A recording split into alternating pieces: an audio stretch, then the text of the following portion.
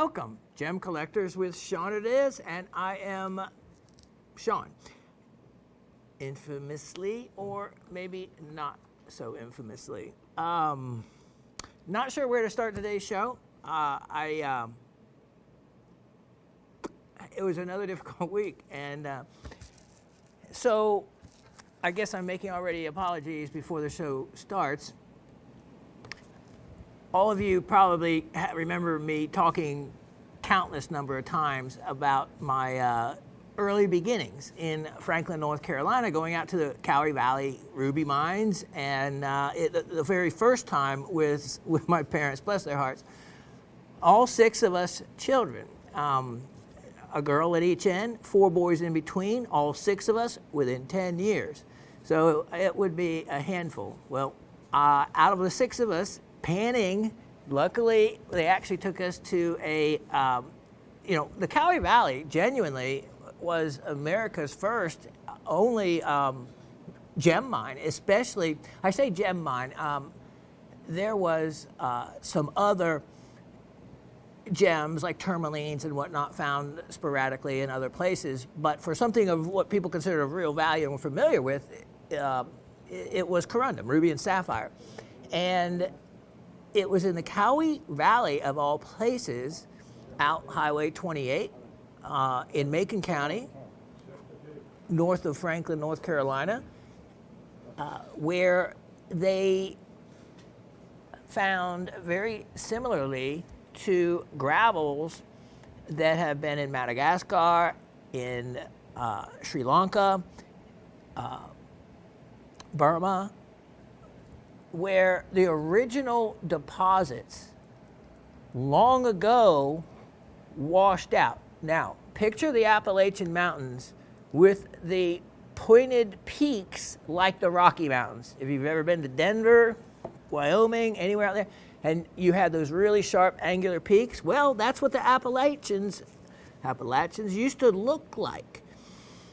And over hundreds of millions of years, they, weather, erosion, that's what it takes. So the highest peaks are like Mount Mitchell at 6,600 feet, Klingman's Dome, 6,400 feet, Brasstown Bald here in Georgia, around 4,400 feet.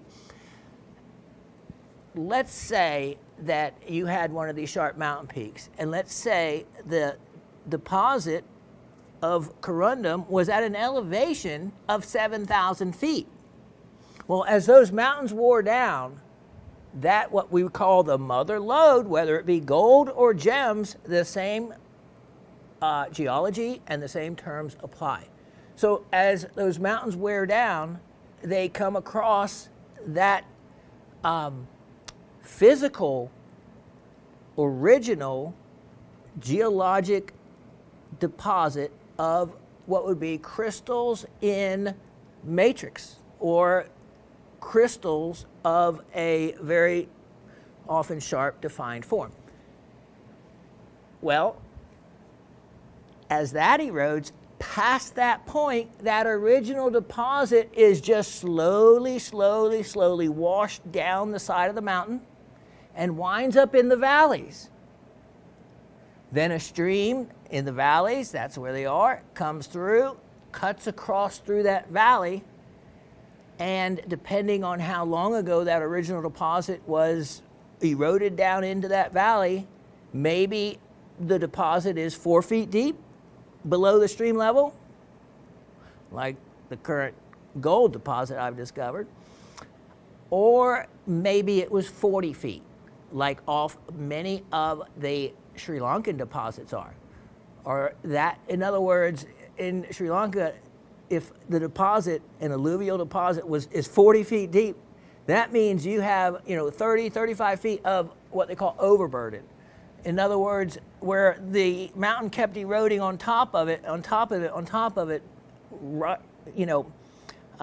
a lot, geology works in reverse in a lot of ways. In other words, the further down you go, and the more deposit on top, the older the deposit is. And so depending on how much overburden and how long it's been since it eroded out, depends on how much work you got to do to get to it. In the case of the Cowie Valley, the original deposit actually wasn't that much far below the elevation of the valley. And that has been mined for over 100 years plus. It has been, when I actually learned later so much more about gems and minerals and went still back out to the Cowie Valley, when you're standing in a place like the Cowie Valley and realize that the greats of like Frederick Kunz of Kunzite fame has, set his feet upon, and looked upon the same hills and valley that I find that, I guess to some it's like going back to seeing the Acropolis in Rome and all, and thinking about, the greats that have seen the same view that you're looking at. But for me, it was about rocks. So, the Cowie Valley. Luckily, my parents took us to one of the mines where they salt the gems, and that's where they add gemstones to your bucket, but you're guaranteed to find pretty rocks. And, with 6 kids, that's what you want to find is pretty rocks. But also in the buckets were huge, especially at the time. This is 1970. I'll never forget. It's 1972. I was 11 years old. And were large Indian ruby crystals. And you have seen me sell a lot of them. You've seen them before. And so, but some of them were quite big, 50 to 100 carats. So as an 11-year-old boy, me, before I actually knew what the real North Carolina rubies and sapphires looked like, which I've talked about that story, I thought, as so many other people do, that I had $1 million ruby. And they'll, have pictures of people that found these big rubies. They take a picture, Polaroid, and put you up on the wall and put 65 carats. And then you can get estimations of the value, which is, of course, crazy, exceedingly a lot. And then they'll send you to their buddy who, whichever one it is, has a jewelry store in Franklin to have your stone cut. Well, I can show you a bag of those Indian cut rubies. And they wouldn't actually physically cut your own stone you found, even the Indian ruby. They just swapped it out for one that was already cut. Now, there's a pro and con to that. The bad side to it is you don't actually get the original stone you found. The good side to it is what they trade for. Now, they charge you a cutting fee, which greatly pays over hundreds of, literally, maybe the ruby might cost $5, and they would charge, this is in 72, maybe $50 or $60, 10, 15 times the cost of the ruby for the cutting fee. But you would often get back a ruby that was actually nicer than if they would have actually cut the ruby that you found. But by the time I was 14, I put an ad in the paper in Sarasota, Florida. And I still remember to this day exactly the wording of what it said. It said, "Been to North Carolina? ? Found some rubies and sapphires? ? Do you want to have your actual original stone cut into a finished gem? ? Call and the phone number.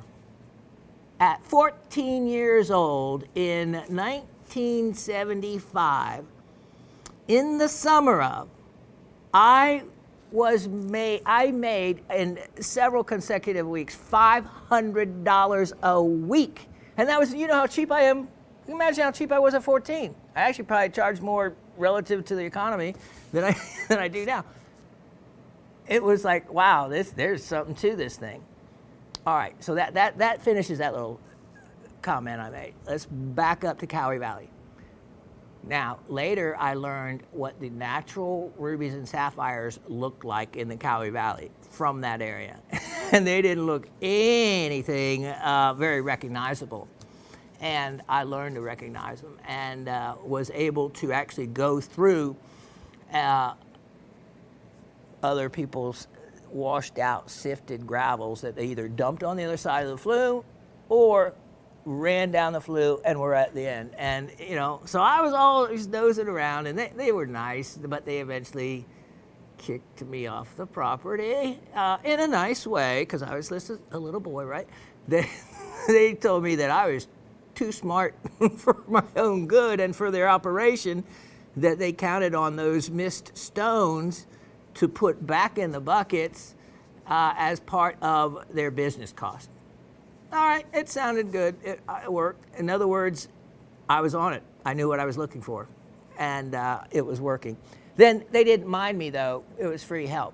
Because if I'd hang around the other people that didn't know what they were looking for, they'd say, oh, could you come help us? And yeah, it was a lot of fun. Of course, you know me now.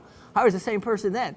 Yeah, and so, you know, I would go down the flume line and pick out stones for them, which kind of irritated them a little there, because they were counting on those stones not being picked out of the sluice box. So it was quite interesting. All right, now, there all has a point to this. You got to wait till you get to the end of it. We don't have many comments to go through, so you have to understand the whole story, because I may just absolutely spontaneously burst out in tears. Yeah, like right now. So I'm distracting myself from actually talking about what the point of this is, so that so I don't do that.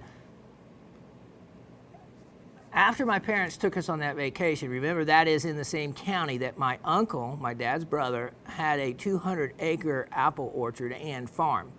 Every summer, I would go and spend the entire summer. There were cousins, male cousins, that fell between my younger brother's age and my older brother's age, and I was in between there all. So there was like, you know, 5 of us boys. These, you know, so it was my aunt, my dad's brother's wife, and her mother that lived there. And I say this because if any of you have actually been to a true, these people had lived in the South all their life, and Mama, we called her, my aunt's mother, Jet, which was a neat name, was her actual name, Jet. So, most amazing Southern cook. I mean, real Southern food. You talk about when you eat some, you know, she would sit there all day long because she was kind of big, and so they'd give her a bushel of fresh picked beans right from the farm. I picked plenty myself in the summer for them. And she'd sit there and she'd either shell peas or she'd snap beans, and they would put these things up. Grew their own corn. The best sweet corn creamed sweet corn. Creamed corn. You can imagine. I can remember the taste of it. And I judge every sweet corn, cream corn I have had since then to that memory. Nothing has touched it. So they put up all these wonderful things. And there was always a big ham in the refrigerator, because there's 5 hungry males, 2 other girls, which we tease mercilessly, but 5 hungry guys always, you know, we were all teens, running around the farm and having a great time, but hungry. And so she just said, you know, it was self-serve throughout the day. She gave the biggest, sweetest, warmest hugs. As crazy as we were, I never remember her having scolded us. She just, you know, let boys be boys. There were 6-wheelers, there were motorcycles, there were tractors, there was 3-wheelers, which my brother took one off the edge of a bridge into the water. And then we didn't get to use that 3-wheeler. We brought it up at the family reunion this past summer to him. He goes, am I ever going to live that one down? I said, no, because for the whole summer we couldn't play on the 3-wheeler because you took it off, you missed the turn and of the bridge and took it into the creek. It was these kind of memories. And so many more have flooded back into my mind. She passed away yesterday.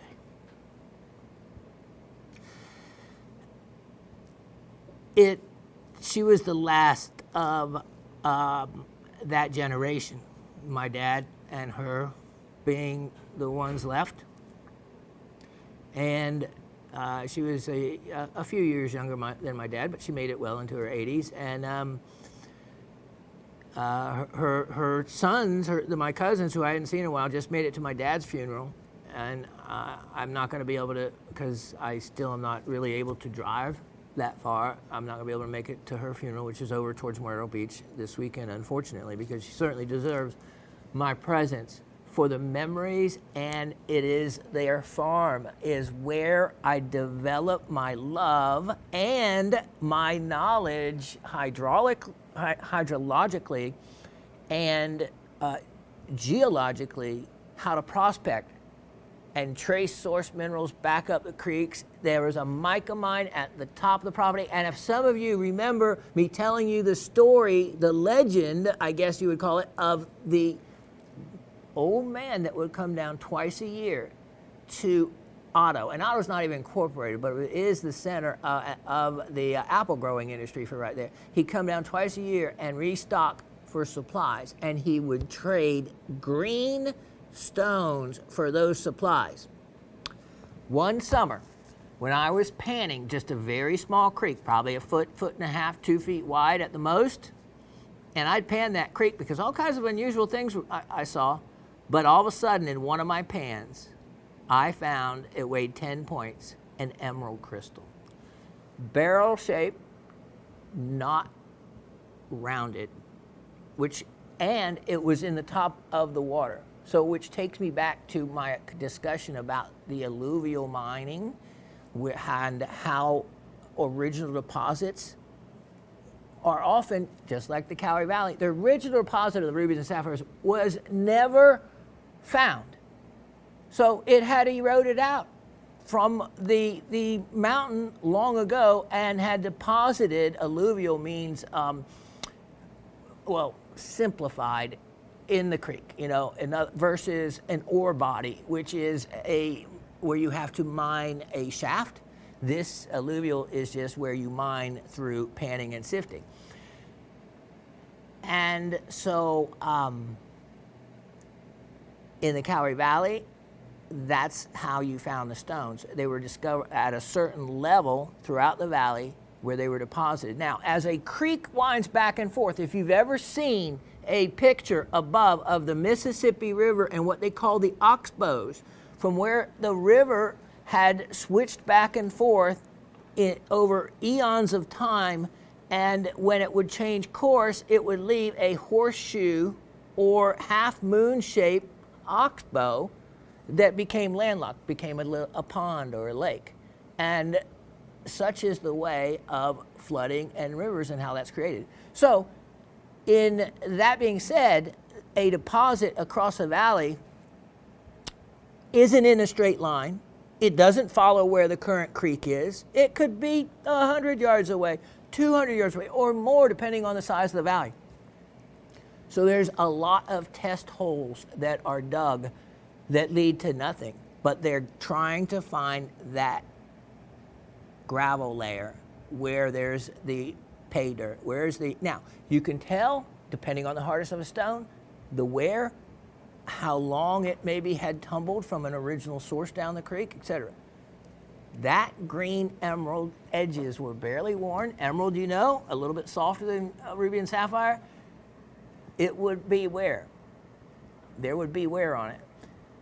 I had always, and I told Raven that I still wanted to trace up that creek. Now, since they sold the property, houses have been built there, but the creek, it's still there. And it quickly leaves any kind of private property and goes into the national forest above it.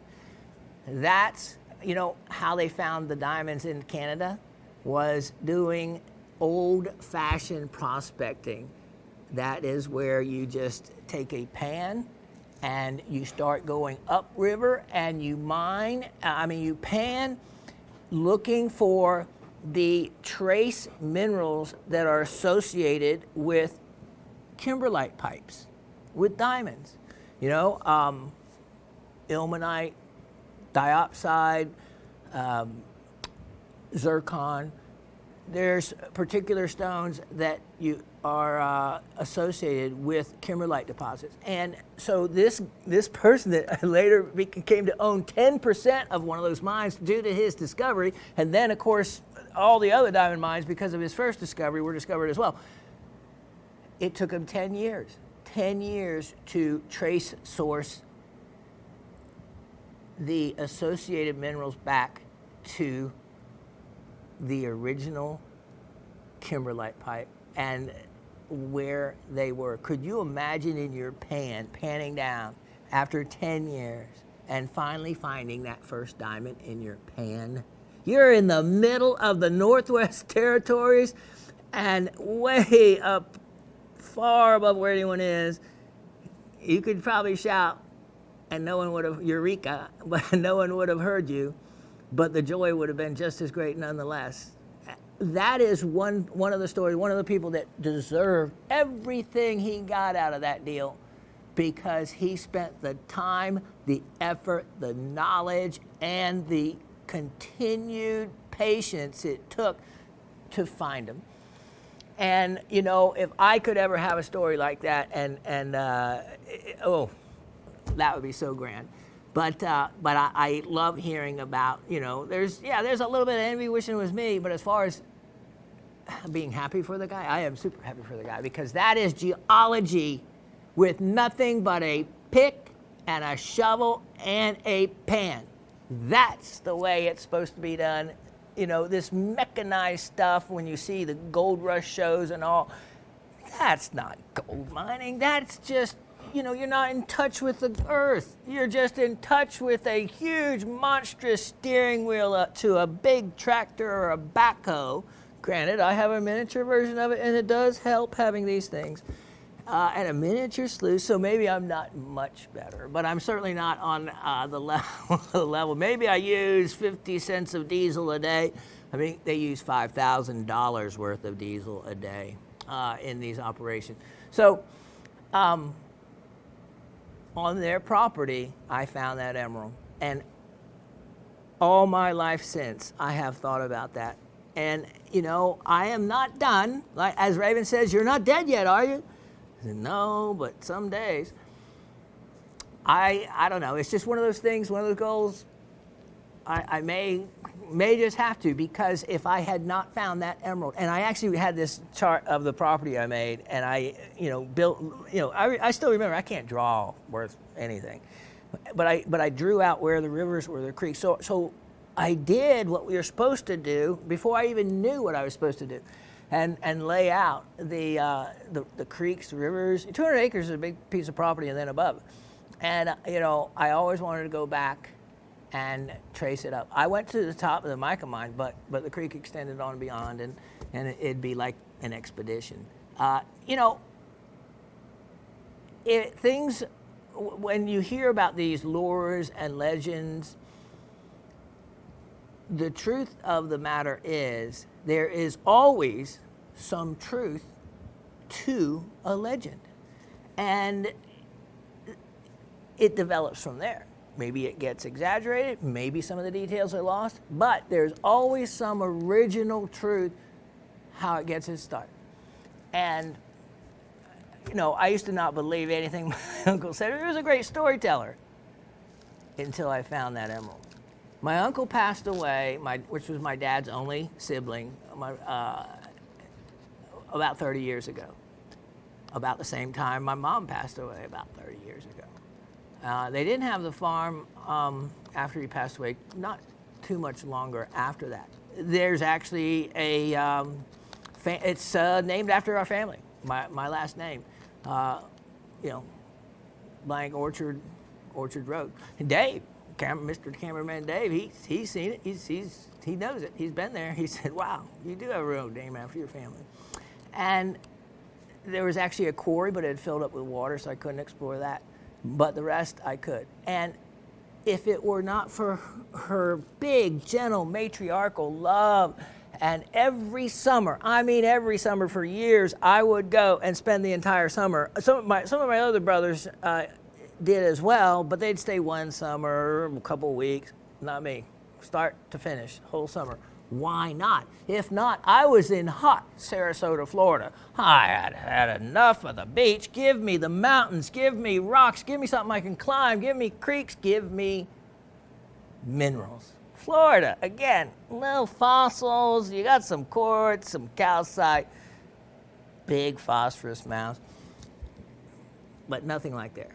So I feel like I owe a lot of my passion to, and prospecting prowess, if you can call it such, to my aunt. And I guess this moment of time I'm taking is my way of honoring that and what she gave to my passion. She gave me, you know, and as a teenager there, it was better a summer spent up there around my male cousins were there, and you know, the girls are just some country girls. Nothing wrong, actually, country girls can be kind of cool, but one was my cousin and the other was my cousin's friend, and so it was just boy time, guy time. If not, I'd have been on the beach out in Siesta Key, Lido Beach, Anna Maria, and up to no good, because I kept going up there when I was 14, 15, 16, and kind of, you know, it probably kept me out of trouble. Because if you can't rock hound, then there's nothing left to do but get in trouble sometimes. Aunt Mary Jim. God bless her and she'll forever be in my heart. And on the heels of my dad passing, it's a huge loss. Followed on the heels of my baby sister passing. It's got to get better. Okay, let's get to the comments. All right. First, a lot of you, luckily, have rediscovered where I am now in the comments, and so hopefully everybody else will get up to speed and know that what we're doing and that we're still there and everything and all. But in the meantime, that just improves the odds for those of you that have found me, which we got all the usual suspects today. And if I seem like, you know, at times my mind drifts off with this in front of me and the memories, you'll understand now. Miss Barbara says, hi all, tried sending an old message, didn't get the mailer. It says Damon. I don't know why they ever spelled, maybe Oscar, D-A-E-M-O-N. I ought to look up, I always want to say mailer demon, because that's what it sometimes is. The computer to me is a demon. Well, I fought the demon this week. Didn't get the mailer Damon on the new address, so here it goes. The answers to the trivia questions, which we hadn't done in a few weeks, were, first, what mineral does Shawn mention whose name gives away the elements of what it is made up of? Can't go wrong with Calcite. Spelled C-A-V-A-N-S-I-T-E, stands for calcium, vanadium, and silicon. Boom. Question 2, what mineral creates the orange or tangerine color of quartz? Hematite. Hematite. Not because I said what mineral, and we'll get to that because Miss Barbara had to correct herself. Got to watch me, not what element, because it actually isn't the pure element of iron. It is the mineral hematite, though. Number 3, what two minerals have a chemical composition identical except for one having zinc? Yeah, we got a little smarty in the bunch. You'll find out. Answer being rosacite and malachite is the answer I was looking for, because we had covered those two in the show. But the answers, as I've said before, and the questions don't always necessarily have to come from a particular show. And so we have someone that strayed. Nonetheless, I think I had to grade him correct. Who would that be? Miss Barbara, with all of her knowledge. So she says her answer is Calcite. Number 2, though, she writes iron. Now, I could have failed her on that, except she sends another email later saying, I see you mentioned mineral, and so I'd like to change my, which you can change until I, read it, change my answer to hematite, which is fine. But I think, Miss Barbara, I would have had to just give you a big X for a wrong, only because of the way you answered the next question. So, remember the next question was, what two minerals have a chemical composition identical except for one having zinc? She puts galena, which is PBS, plumbum for lead, Latin for lead. So the chemical formula is just lead and sulfur. And she puts sphalerite, which is a zinc sulfide, Zn for zinc and sulfur. So yes, technically, what two minerals have a chemical composition identical except for one having zinc? Yeah, identical, one element, sulfur. And she just changed out the first. But was she technically correct? Yes. I see I'm going to have to be a little bit more detailed in some of my questions. So, got me there, Miss Barbara, from Brooklyn, New York. Next, we have Miss Gabby, who hasn't answered a question in a while. Greetings, Rock family. Shawn, your energy level seemed higher again. Good. Maybe we can average today and last week together to get a decent show. Always happy to see that. Nice to be back on track with the show. Must have been a bad couple weeks for computer system and backs. Yes, my back, definitely, and computer systems. Yes, changing over to network, adding it to the email address has, to hear it from the people involved with it, it has caused some, like my buddy Aaron, some issues. Feeling the pain in both areas myself. I know, that's probably, a bad back. I went this week to my back doctor and got my 30 trigger shots, what they call down my back for the facet joints, in just a simple kind of solution. Sometimes it works, sometimes it doesn't, but yeah. Got my ornament and the colorless hemimorphite specimen today. Wow. That's cool on the colorless hemimorphite. And, of course, that amazing ornament that was in the opal. All the beautiful colors in the ornament will sure pop on the tree. That one had to be a bigger challenge than most, Summer, but you rose to the occasion. Thank you. And I do show her all your comments if anyone, mentions her. And she did. The poor girl, she ended up working, I think, for like about $5, $6 an hour. But she absolutely loved the challenge, just like I do anymore.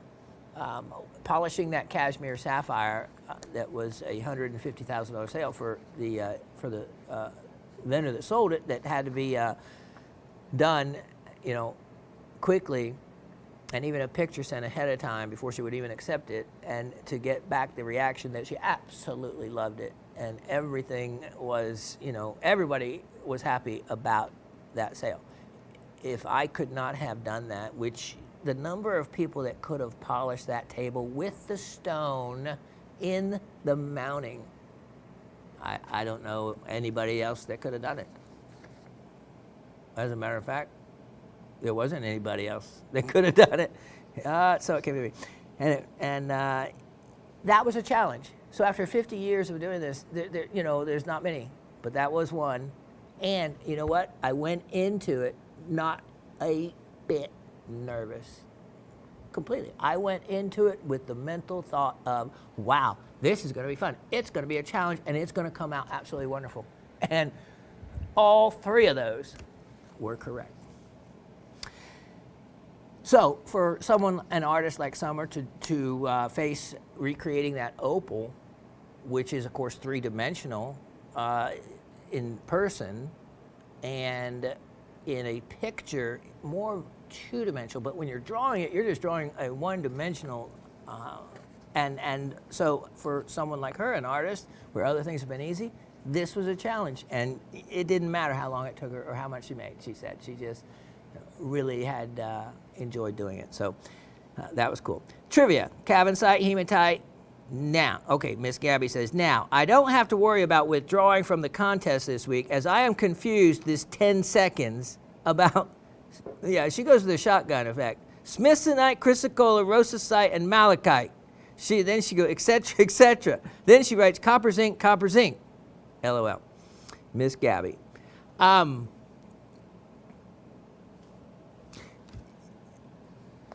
That is, well,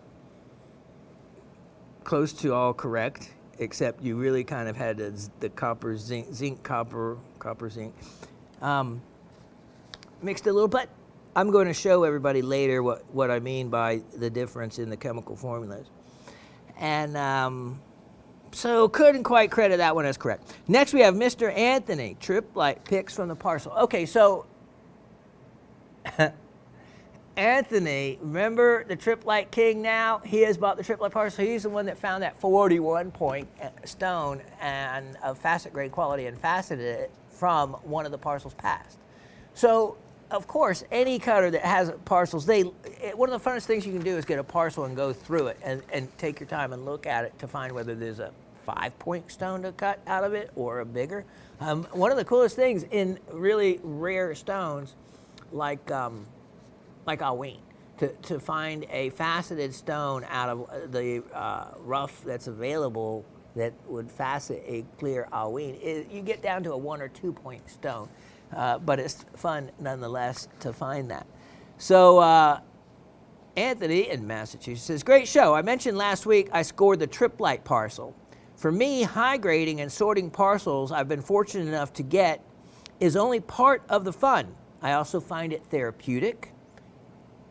Evidently, I have accumulated quite a lot of Triplite. Told you he was a Triplite king now. Smart guy. Some parcels were only a few crystals. One had small pieces in a gem jar, and I had sorted them, but not all. After receiving the latest parcel, I went through, and I think that latest parcel was that, I'm thinking it was the 1,000 carat one? After receiving the latest parcel, I went through all the Triplite. Well, evidently, I missed something. This is where I have a question, Shawn. And this, you know what? I'm going to try everything I do not to cry over what. Listen, Anthony. So he's got this parcel. He rightfully bought it. Completely his, by all means. I'll go on. So he says, this is where I have a question, Shawn. Do you remember cutting and pre-shaping a Triplite stone? I somehow missed it, a 4.5 carat, 10.5 by 4.5 millimeter, pre-shaped, in other words, preformed, polished on the table. I'll send a picture. It looks like a Triplite, pretty good size. I'm willing to give it back. You must have started to cut it and forgot. Yeah, if that won't make someone who's taken the high road all his life, who was, as I look back, sometimes it doesn't seem often that it pays off. Because I guess you'd expect it to pay off monetarily or some other way. But it's never caused, when I see other people that haven't taken that high road and have what appears to have a level of success greater than I, it comes back to, really relating it to a monetary success. And, if that's what you got to do to have a monetary success, sometimes it feels like it might be worthwhile. Especially as of late for my situation where, there's been so much heartache and trouble trying to maintain that high level of morality and still pay the bills.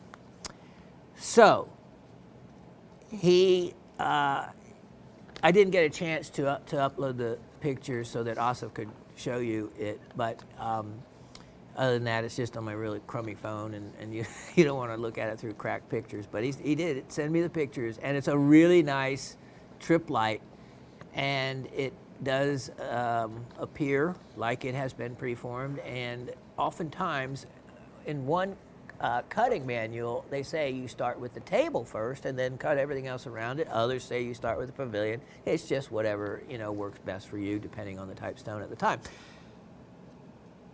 Anthony,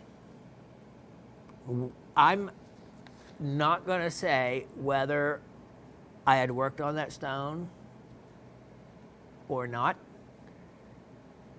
All I'm going to say is it's yours. And congratulations. That proves my point that I don't high grade. I don't go through things before, when I say that. If, I just want to see how you finish it up. Put it that way. And the reason why I'm not going to actually say one way or the other is because I don't want you to feel like beholding if I said, oh yeah, I remember that, but you can have it anyway. That would be like that would be a twisted way of offering it. I'd rather just, no matter what, just not know, or you not know whether it was or not. But what I can tell you is it's yours. And if you continue cutting it, I want to see the finished stone. At a 4.5 carat already preformed, you're going to come out with a carat plus, and that is where there's extra money when you hit that. Oh, it's also this beautiful, I'll quit getting excited about it. There's also this ugly kind of orangish, beautiful red color. Not worth anything. Good on you, mate. Miss Cindy, hello, Rock family. It was so good to see you normal again. Normal in quotes. That's kind of scary. What am I otherwise? Shawn, normal again, Shawn. LOL. Thoroughly enjoyed the show. Only one problem, the Australian crystal opal specimen. That's the one of the flower girl that had lost her head that we joked about. It was gone, sold already. And the zoned Australian 12-ray sapphire were both already gone when I called. Congrats to whoever got them. That's kind of the funny thing is, those were offered before, and no one got them. Now, granted, they were a little bit less than they were, but that was a big gamble for someone to miss them out on the first time. So the second time now, multiple people wanted it. So that just goes to show you also that very cool things that you want in other shows later had been shown previously. Go back and look at those shows that you haven't watched in a while. There's 44 of them. I was so thrilled to see that. Those numbers are still good. The sales rep can tell you if they're available. I might have to dig around in the inventory room for a while to find them if they haven't been shown in a recent show. But if you go back to the shows, and some from, 44 weeks, almost a year ago, and it's available, we'll find it for you. So when you're not doing anything on a rainy day this winter, you have something to do. All right, Miss Cindy goes on to get, of course, all the trivia answers right, and then wishing everyone a good week. Cindy in South Central Pennsylvania, she says her favorite, which I kind of like this, she tells us her favorite of the week was in show number 252, which was last week's show, is the Australian 12-ray star sapphire. Wasn't that cool? Wasn't that cool? To have one set of rays to be silver and the other set of rays to be golden, and you guys didn't get it the first time. And you know what? It was like $12 the first time and $9 or $10 the second time. I mean, if you wanted it, the $12 would have been a good investment to get it the first time around. But maybe you didn't notice it, or maybe you missed the show. But I'm glad you noticed that number of people wanted it this time. Mr. Anthony, the stone seems... he's going about the trip light. Thanks, Anthony. Okay, let's wrap it a little bit more. The stone seems to be a deeper orange when backlit. Quite large. Oh, keep it up.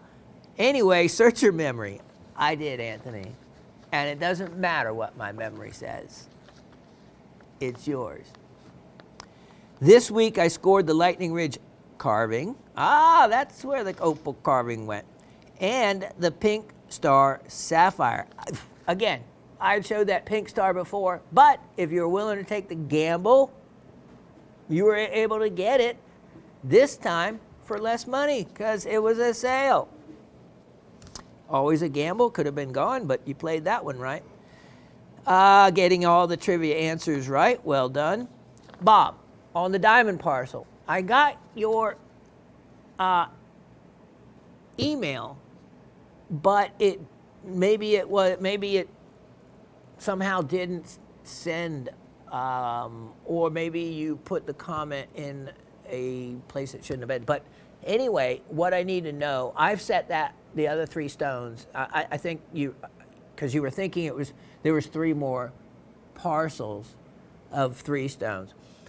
No, there was only 1 more parcel that I had available of 3 stones in that parcel. So just 1 other identical parcel to the first one. Now I'm going to set that parcel until I hear from you. So I didn't even create it, but I need to hear from you because since you wanted 3 more parcels, I didn't have and never did have 3 more parcels of 3 stones each.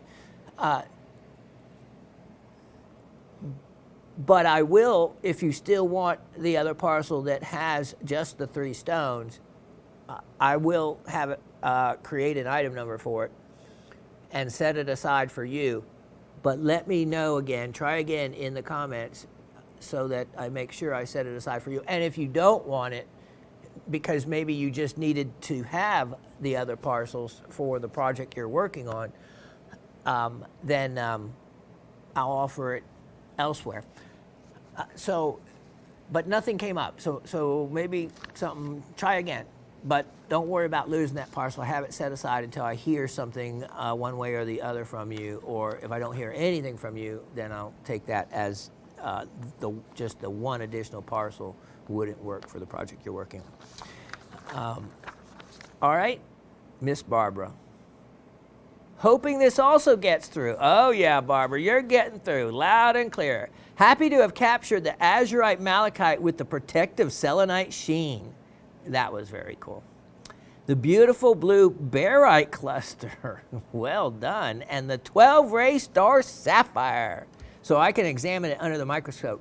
That would be one to fun to examine under the microscope, especially if you have, of course, a single light source, to where I want to know something, of course, when you get the 2 different color stars, something is coming from 2 different sources to create that. So let me know what you find out about that, because as you saw, and I already knew because it did it for me at home and it did it for me in these lights, so it is truly a 12-ray star sapphire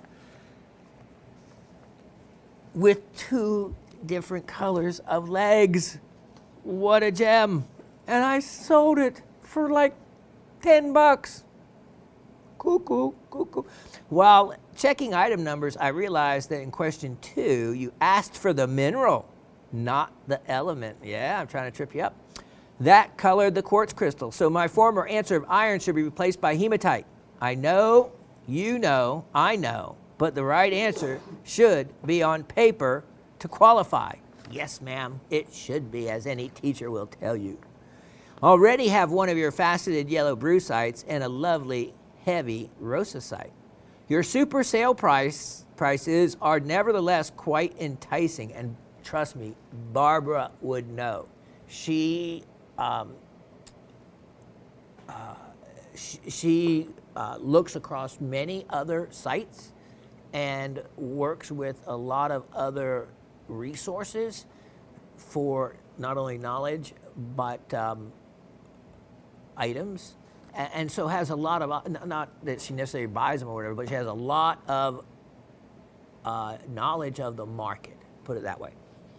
And she says I'm as cheap as they come. Take it as you said. Take that as you want to. Already have one. Okay, your super sale price is nevertheless quite enticing. A while back, your original rosacite offering had an associated celery green mineral, which made a stunning contrast. What was that mineral? My notes on that seem to be hiding from me today. Oops, Amazon's at the door. Isn't that always fun when Amazon shows up at the door? Maybe, or maybe not. I had a 100-pound box show up at my door with a 45-inch in a TV in a separate box, left on my front porch, which is in a remote area of a cul-de-sac, and then nobody can see my front porch, where someone had stolen my credit card number and decided to buy those 2 items for me on it, and buy somebody in Alabama a GoPro. I would have rather had the GoPro camera, and bought a Canon copier for someone in Oklahoma. The person in Oklahoma returned the copier, but the guy that got the GoPro, oh no, he thought it was probably a Christmas. I got the hot tub, the portable hot tub. I kid you not, it was over a 100-pound box. And the TV, it is calling my name to open, but I don't. It really caused me some serious problems. I could not believe it. I'm not going to even name the company that did it. It wasn't Amazon. But it was something, it was the biggest thing that ever showed up at my door. Didn't have to sign for a thing. It could have been stolen off my front porch. And then what would have happened? I could have claimed it was stolen off my front porch, and I could be sitting in the hot tub right now. But there's that higher road gene I have in me. Got it from my mama and my daddy. That doesn't allow me to do such things. Sometimes I wish. Okay. That's it. That's it. All right. So who's the winner? So who is the winner? And then I'm going to show, right before I show you what the winner wins, that formula, the difference between the malachite and the rossicite, because I wrote it out so that you could actually see it, and then we shall announce the winner and show what the winner has won. All right. So let me do something while the camera's still on me. Let me go and do this, and then do this, and we shall show you what you won first, and that winner would be Mr. Anthony. He is the lucky one this week, and let's show Mr. Anthony what he has won.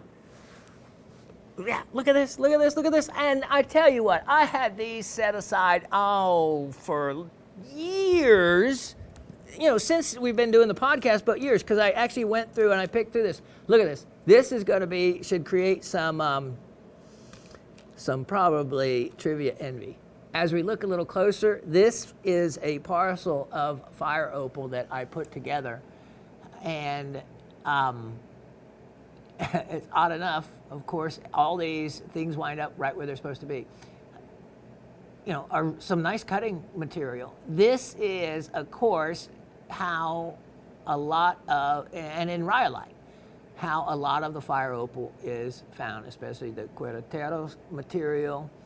And sometimes it will have a what I call precious fire opal, which is a player color, or sometimes it'll just be a beautiful orange. Now watch Anthony cut a beautiful big old orange. He goes, I got into the rhyolite, and then it opened up into an opal, and it cut this 15 karat, yeah, that'll be my luck. But you know what I just noticed? Animals. I see a rabbit with its head turned backwards. I only know that because Summer has a little cute pet bunny. And I don't know. So let's see what it does. Oh, there's a dolphin.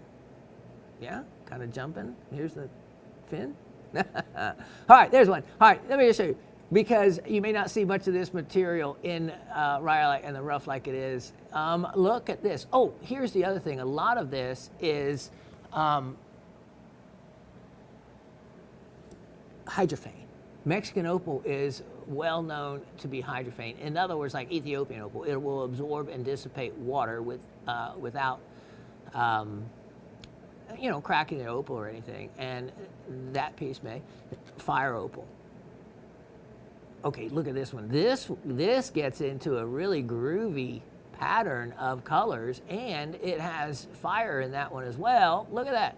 That will definitely cut a stone. I mean, I just love looking at this. And here's the beautiful fire opal. It has a really neat kind of, well, you know, it's non-crystalline, it's amorphous, so it doesn't form crystals. But when the fire opal forms, it will fill in whatever the inner shape of the opening is in the rhyolite. And so you get these really odd, uneven formations to the fire opal. Oh, this was the one I was thinking of. I liked that. And when you have that really strong orange and then get a play of color like with greens in it and stuff, you're on the money.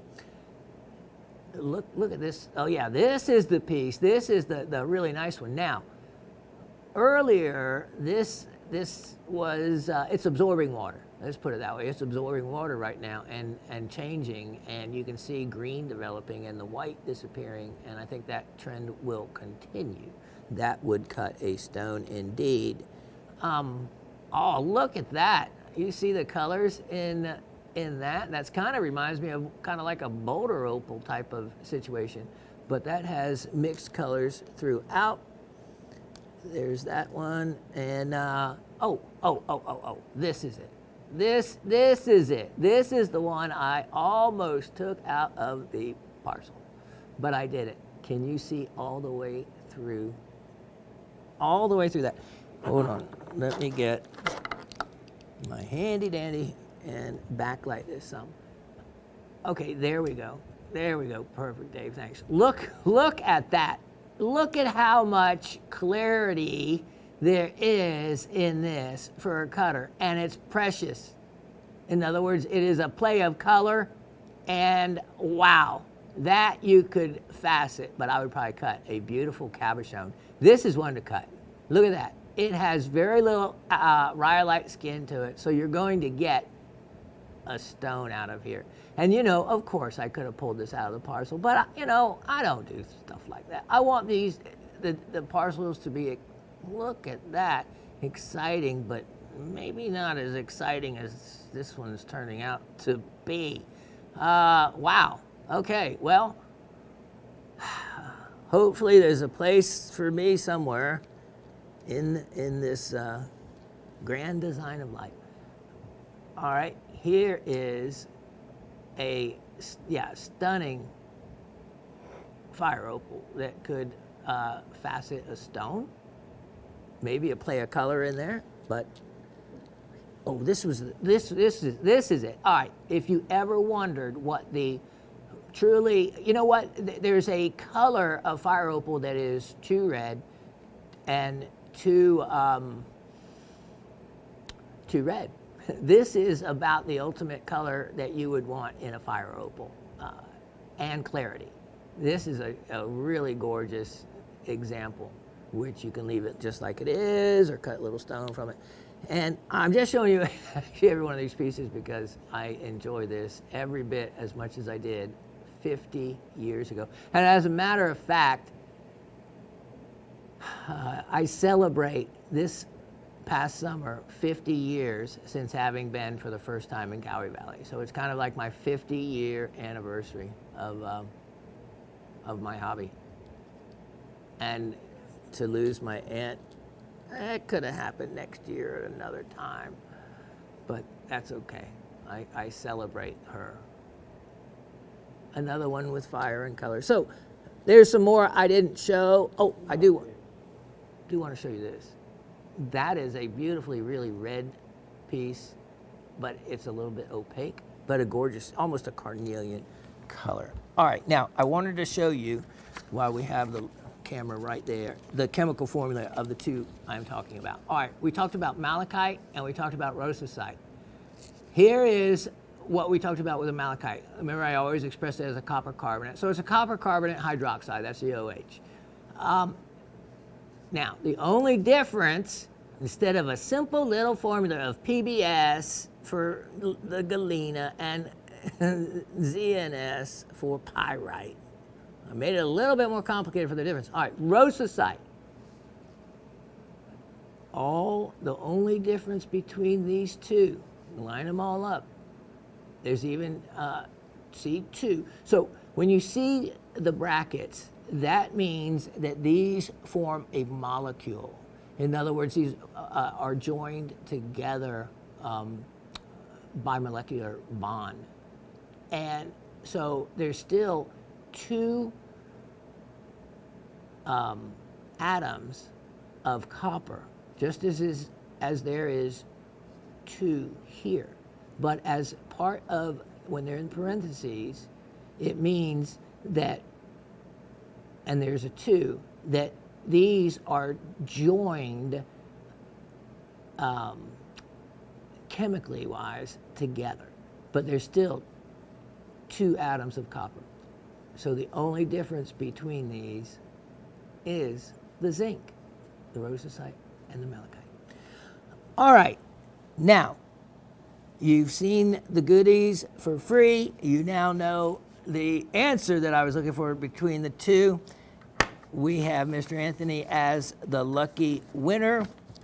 And let's see if there's anything else I need to cover at the beginning. I have a really exciting show planned for you, and I can't wait to start it. We'll be right back. Okay, this is the one I'd been saving and holding back, but it's time. It's time to sell the one Shawn was keeping until the right time, and now's the right time.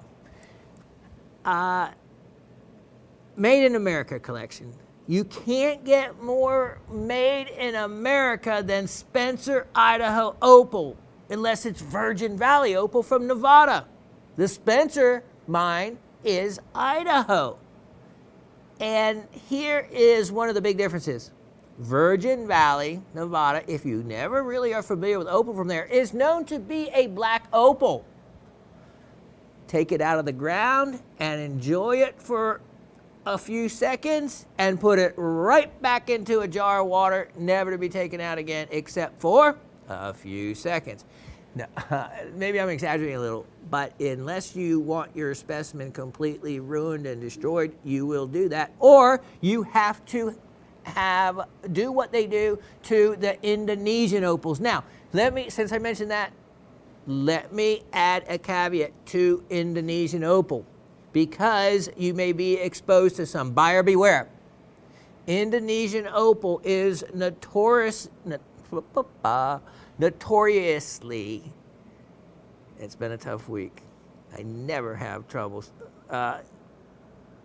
Known to be stabilized, yes, to prevent what occurs to the incredible opal in Virgin Valley. You know why? One of the things that happens that are similar between the two, they're fossils. Most of the time, they're tree branches and whatnot. The opal silica, just as in the fossils from Lightning Ridge or Coober Pedy, in the belemnites or the clam shells that you've seen me have,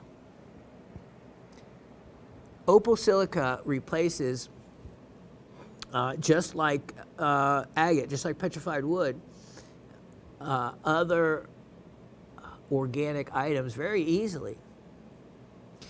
And the United States, opal takes such special conditions to form in that it's amazing that the United States actually has some. The Virgin Valley, Nevada opal is a opal that requires maintenance or treatment or to be enjoyed in a jar. But I'm telling you, there's some stunning pieces that have been found. Not to say that there hasn't been some that, hasn't completely crazed, dried out, turned to dust, but you stand a very high chance of that occurring. That's why pretty much when it's found, it is immediately immersed in water to keep that from occurring. But Spencer, Idaho opal forms in rhyolite, and that's what you're seeing this in, rhyolite. Just like the Mexican opal. You see how I segued into this opal, going from the free item into this? Yes, that rhyolite can take on many different looks, as we know, from bird's eye rhyolite to the rhyolite that red beryl is found in, the rhyolite that the Topaz Mountain topazes are found in. They all look a little different, as does this rhyolite as well. But Spencer opal is stable. It's an opal that can be cut. Now, if you go and look online at Spencer opal, here's the thing that you have to watch for. After it's cut, there is no way you can tell origin. It looks like any other, what I would call common Australian opal, like from Coober Pedy. And once you take the opal and remove it from its matrix, that's it. Your ability to actually say for certain that a particular opal is from the United States, from Idaho, is almost, if it can be done, it'd have to be done using a lab of some form, and I have never even seen that origin offered on such a thing. It's only when there is the matrix around it that gives its origin away. Just like Lightning Ridge opal. Oh, I have worked and seen so much of it. You know, if I see a piece of rough, I know from, the way the rough looks, if it's Lightning Ridge. I know if a piece of opal is from Mintabee. I know if an opal is from Ethiopia in the rhyolite matrix there, or the sandstone matrix there, or if it's from Lightning Ridge, or if it's from Mexico. It all matters in what the opal is found in. That's what is the tell. Now, again, going back to the Indonesian opal, what is important, if you had one question to ask somebody that was selling, has the opal been stabilized? It makes a big difference in value whether it has or not. Just like remember the Andamuka opals? Oh, they're so cool because they're the little opal grains that form between, opal silica that form between the sand grains, but that material has to be stabilized, and also then it's also darkened. Many different treatments for darkening the opal. So there is the basis of what the next round of information I'm going to give you on evaluating opal. Now, just to let you know, I took a separate special after agates and jaspers, cutting agates and jaspers.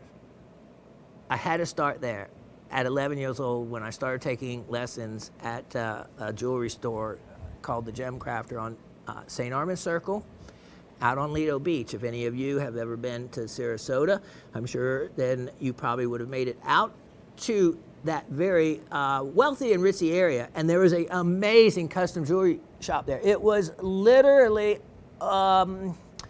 over 25 miles to get there that my dad drove me every Saturday morning, and he would sit and proofread. That was part of what he did with his for a living, was translating. And so scientific, I think I've told you before. I'm just going to say it because I don't even like to say the word these days because of the connotation. But he passed and left this earth as recognized as the #1 leading Russian scientific translator in the world. In other words, for fun, for the last couple of decades after he, quote, semi-retired, he took on challenges of other translators across the through email, that would have these problems trying to translate a word from Russian to English. And my dad's extensive library of Russian books was really what allowed him to do the research. And so he solved these impossible type challenges for fun. And so that came because he was trained in Russian as part of his black ops during the Korean War. And oddly enough, 60 years later, my son went to the same military language school in Monterey, California for Japanese. 60 years later, and they even had, even found his name and everything where he graduated from there. So that's really quite something. And my son and my dad were really close, and he took it really difficult.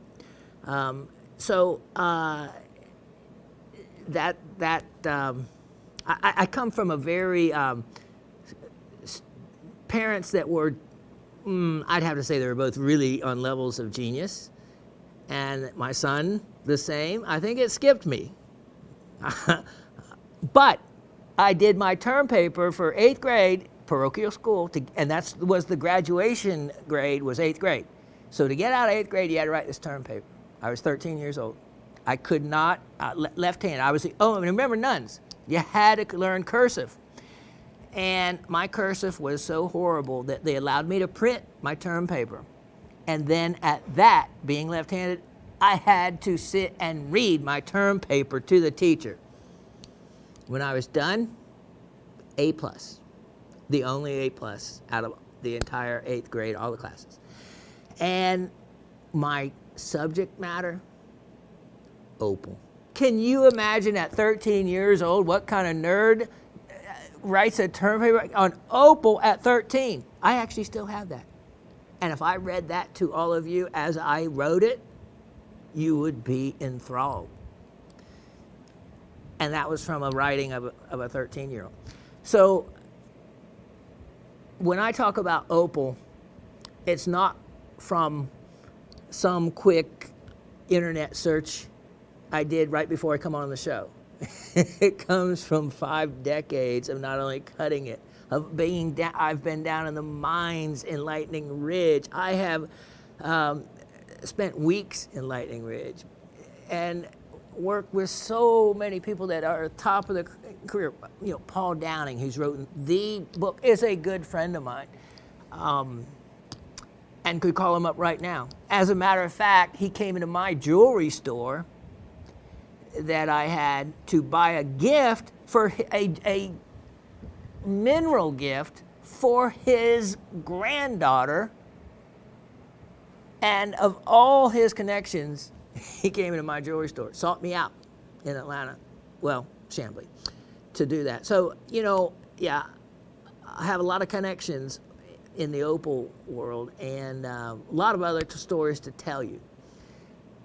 So when I speak of something, opal, it's my #1 stone. It's my son's birthstone, my mother's birthstone, and so I have a powerful connection to opal. It's also amorphous, no crystalline structure. For those in the metaphysical community, that is viewed differently as far as things go. When something doesn't align in a regulated approach to crystallography, opal does its own thing. If it does it right, it'll have a play of color. If it does things differently, it won't. Now, let's look at this closer. This is by far, by many carats or grams of weight and size, bigger. I only had 2 other pieces. And this one I was keeping for myself, but I'm not going to go into detail. I think I've shared that or cried that to you guys before. But, I need to do what I need to do, and I'm going to do it without sorrow. And I'm going to do it for the fact that I've just loved everything I have owned. And now I want to share it with all of you. And I want to know where these things wind up, especially pieces like this. Okay, let's look. This it's actually in the description that, let me see. Yep. Wonderful, awesome, even has it up there. Rare specimen circa 1978. as Dave knows right where to go and when into looking at this thing. As you saw that red spinning back and forth as the cool turntable showed you. And that's the neat thing. I can talk without having to use my hands on that, and you got to see these views, and now I don't have to have my hands on. So if you actually watch the live shows now, you're going to see a little bit different look to the way they're presented and the way things are done. I know because Raven is one of the top product coordinators and involved with that. And then they just now, Asif and Dave helped me set this up, and I like it because I can be hands-free. And if you saw me, you know, I'm talking already with my hands even though there's no one looking at me, and that's just how I do. I learned that from my mom. Majored in drama. I have a picture of her with Vincent Price. I love Vincent Price movies, but let's go on. Okay, now I'm going to pick this up and show you a little bit more. All right, so here is the piece. You can see how large this is. It has been untouched since I obtained it in 1978. My memory isn't exactly totally clear, but this was, you know, I had no money to get anything, even something like this. It was, you know, I was so young when I first started teaching stone cutting at the age of 13 to retired people that a lot of people took me under their wing. And some of these people had far more, of course, resources and had cool things, and they'd want to share them with me. And it was great. And, you know, I didn't really much understand value to a lot of things then, but they gave me stuff. And I can't imagine that I would have had any money to buy it. That's the only thing why I say they probably gave me this. So I didn't really realize what I was getting at the time. I knew I was getting something cool, but I didn't realize until now just how cool it was. Okay, you can see there's an amazing play of color. Now this has not been sprayed with any of Shawn's fake polish enamel spraying that works really well. It is just the natural break of where the opal is, and because opal, by way of hardness and makeup, is pretty much glass. So you get the conchoidal fracture and you get the natural polish of glass when it is. There is hidden material in here. Look at down here. All right, it looks like all rhyolite, but all of a sudden I see a little play of color. I did, didn't I? Oh, there it is right there. Red. So the silica comes to the surface here. We follow this along, more silica. I think there's a lot of silica up here hiding just below the layer of rhyolite. Rhyolite, remember, is a volcanic origin stone that leaves pockets and openings in it where then silica precipitates and fills in. Look at that. Wow. All right, if you actually ground this face, you could polish what would be a completely amazing polished face to it and still keep the entire piece as it is and really bring out the fire all on one level if you wanted to. Look at the greens in this. There's a lot more to this than what I'm showing you. Now, let me give you a spin around the back of it. As you can see, classic look of rhyolite. And then additional opal and silica. So if you had a diamond saw, it would be one that you could start sawing from the back until you hit opal if you wanted to cut it up, which would be fine. It's not like, you know, well, put it this way, if you go and try to find this on the internet, yeah, you might be destroying something cool because there's so little value of this. I mean, so little material available. And here's my point from earlier. Once you cut the stone out from the rhyolite, you might as well be selling an Andamuka common white opal because determining origin is almost impossible at that point. If you leave it as a specimen like that, it is absolutely identifiable as Spencer, Idaho opal. And that's where the money lies. Not as the cut cabochon, but as a origin, a known and determined origin opal from a very rare locality that, as it is discernible as being from Idaho. But once you start cutting into it and cutting away from it, you lose that. So I don't really recommend it. If anything, polish this whole face, just a polished face on it. You could polish even up the rest of it, but leave the rhyolite or some rhyolite around it. Now, that said, you see also the word hyalite. Hyalite is interesting because it chemically is, and technically is, an opal, but hyalite can have some interesting properties. Sometimes, and that red just keeps jumping out at me, sometimes it is fluorescent due to little, small, very small percent of uranium in the hyalite, and it can make it fluoresce a beautiful, the yellowish green color like so commonly seen. Wow, that's really neat. Okay, so when I look at this and I look at this band of opal through here, because I'm looking at it now as a cutter would, so if you took and removed this, okay, you see the opal here, across here. I think that there is a band of opal, now this is just my opinion, all the way across here. If you polished and removed or sawed this top off, I think you could hit an opal layer. I'm just saying, think. But again, once you do that, this, as you can see, has not been touched in any way by any mechanical device, not a grinder, not a saw. It is the way it came out of the ground. And you know me, I always like that. All right. Let me show you.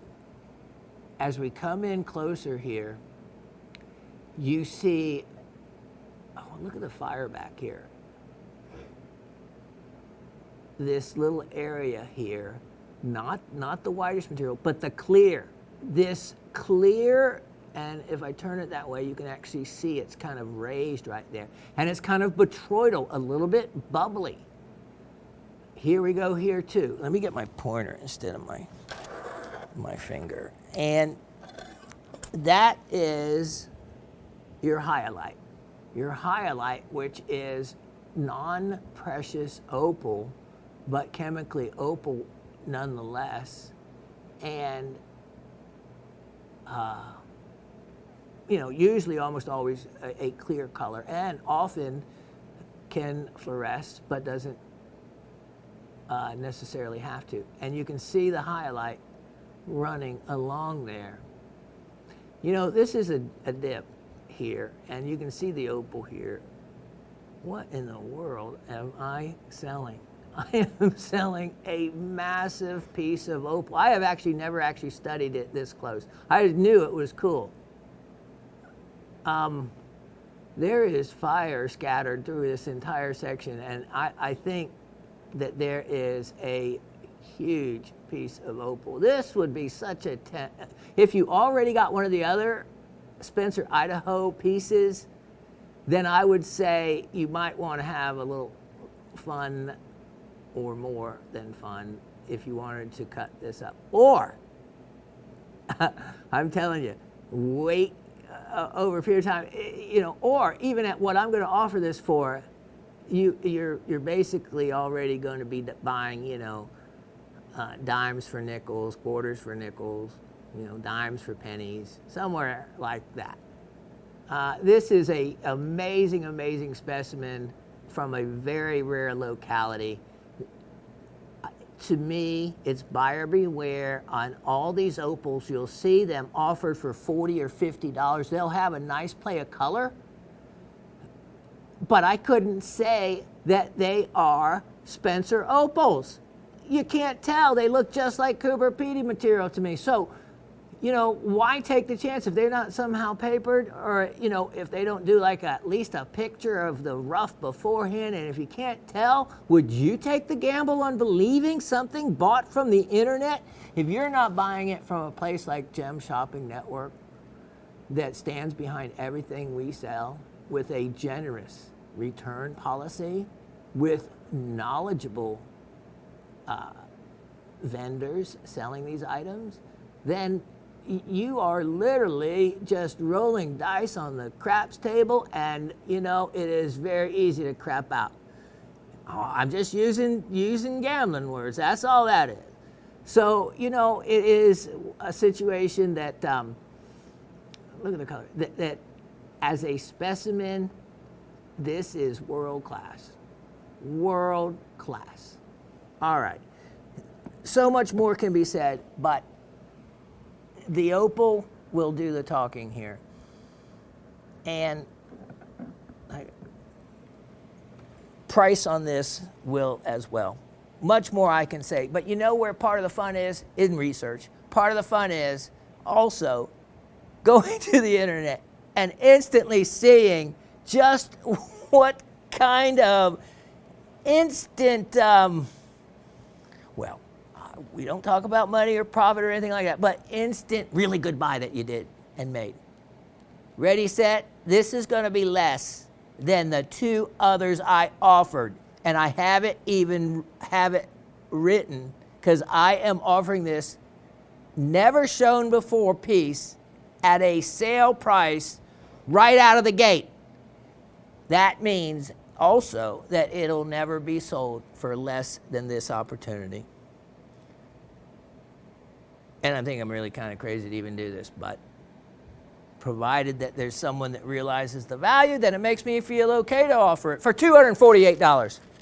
$248. It is a cabinet quality size piece and cabinet quality.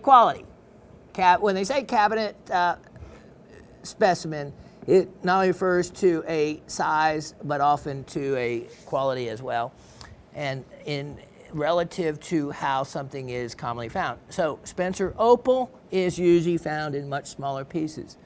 I would not ever even think of buying an opal that was cabbed already and listed as a Spencer, Idaho opal. Oh, you can see them. You can buy them.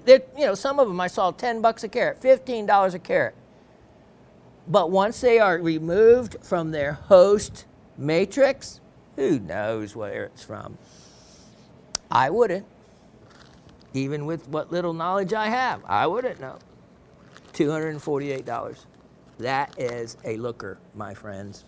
Now, speaking of looking, 105-9522. 105-9522. And this is another opal.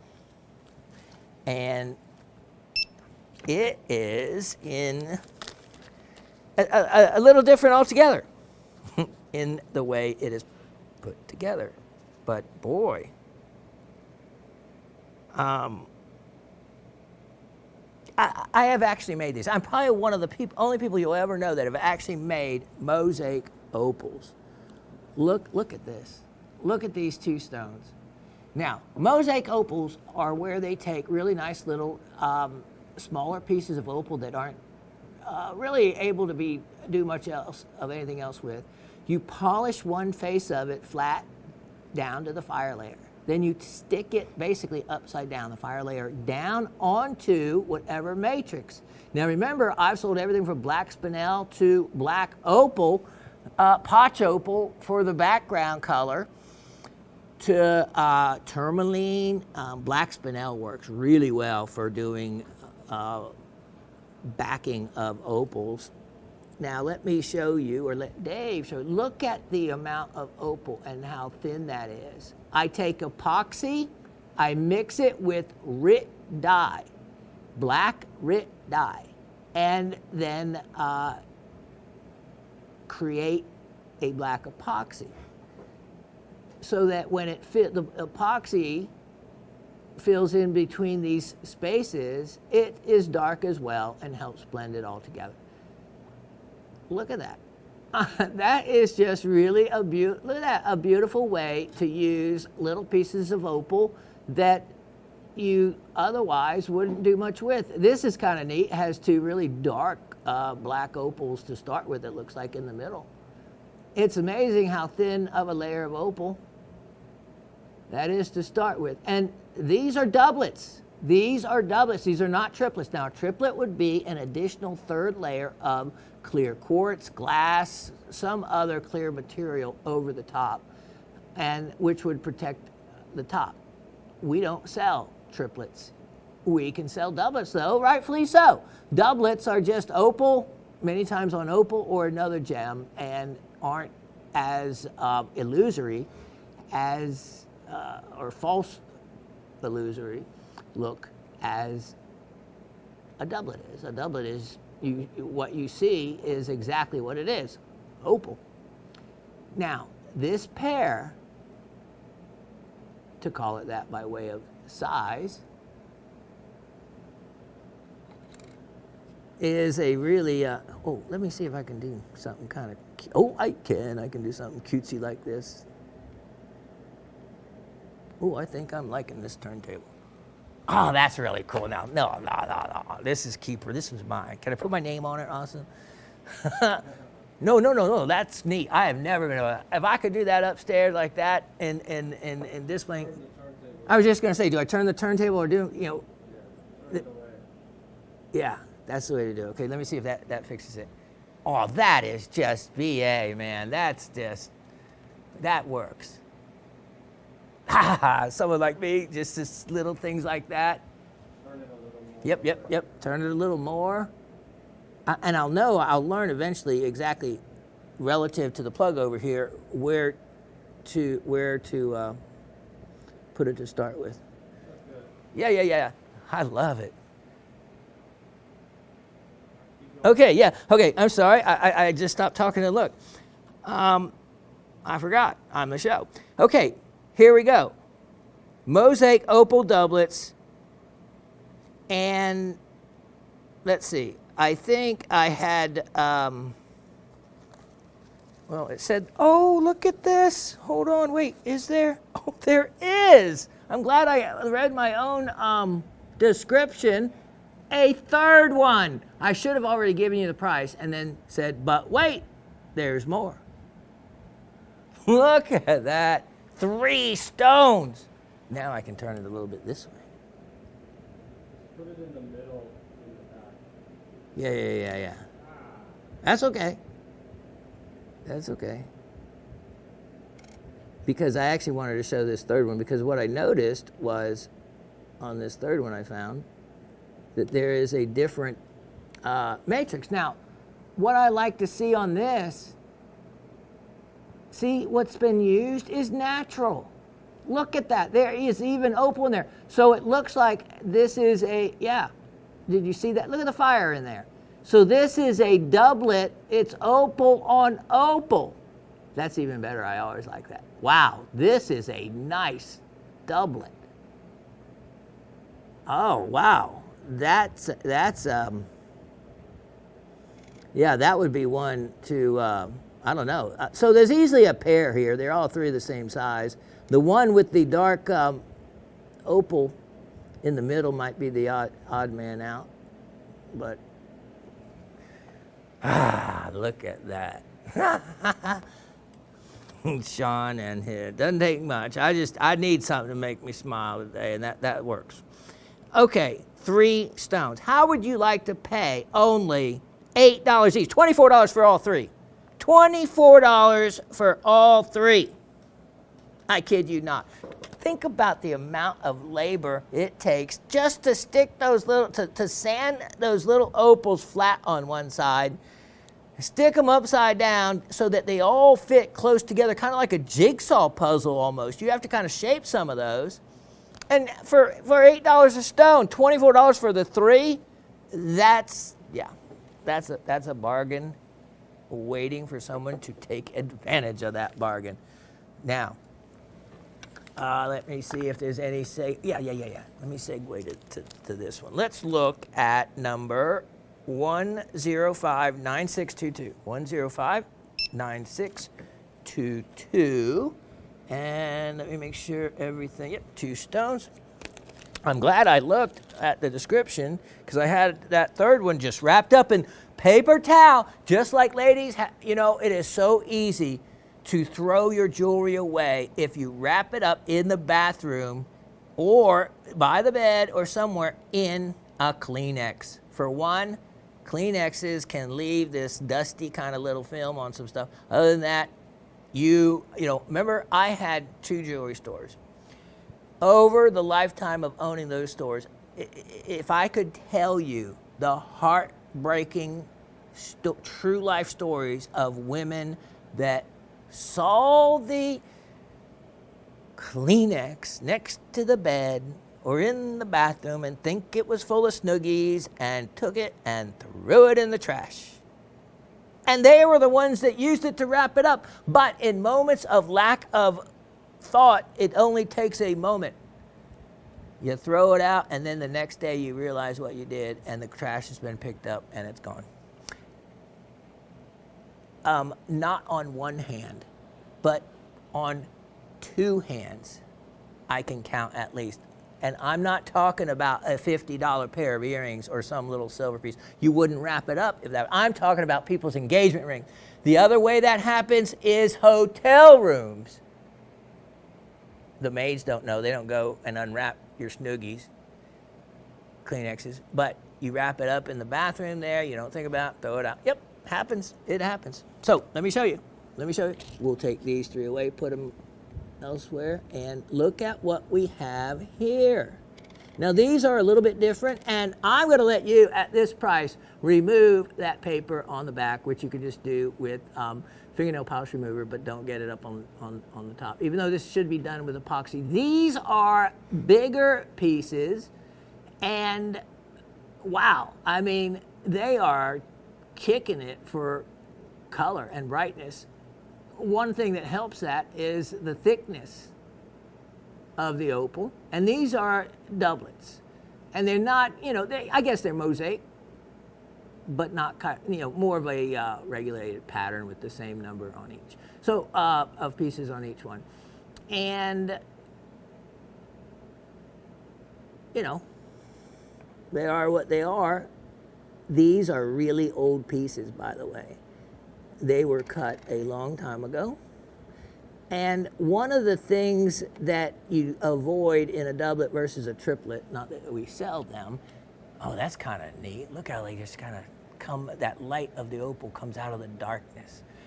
Wow, that is really pretty.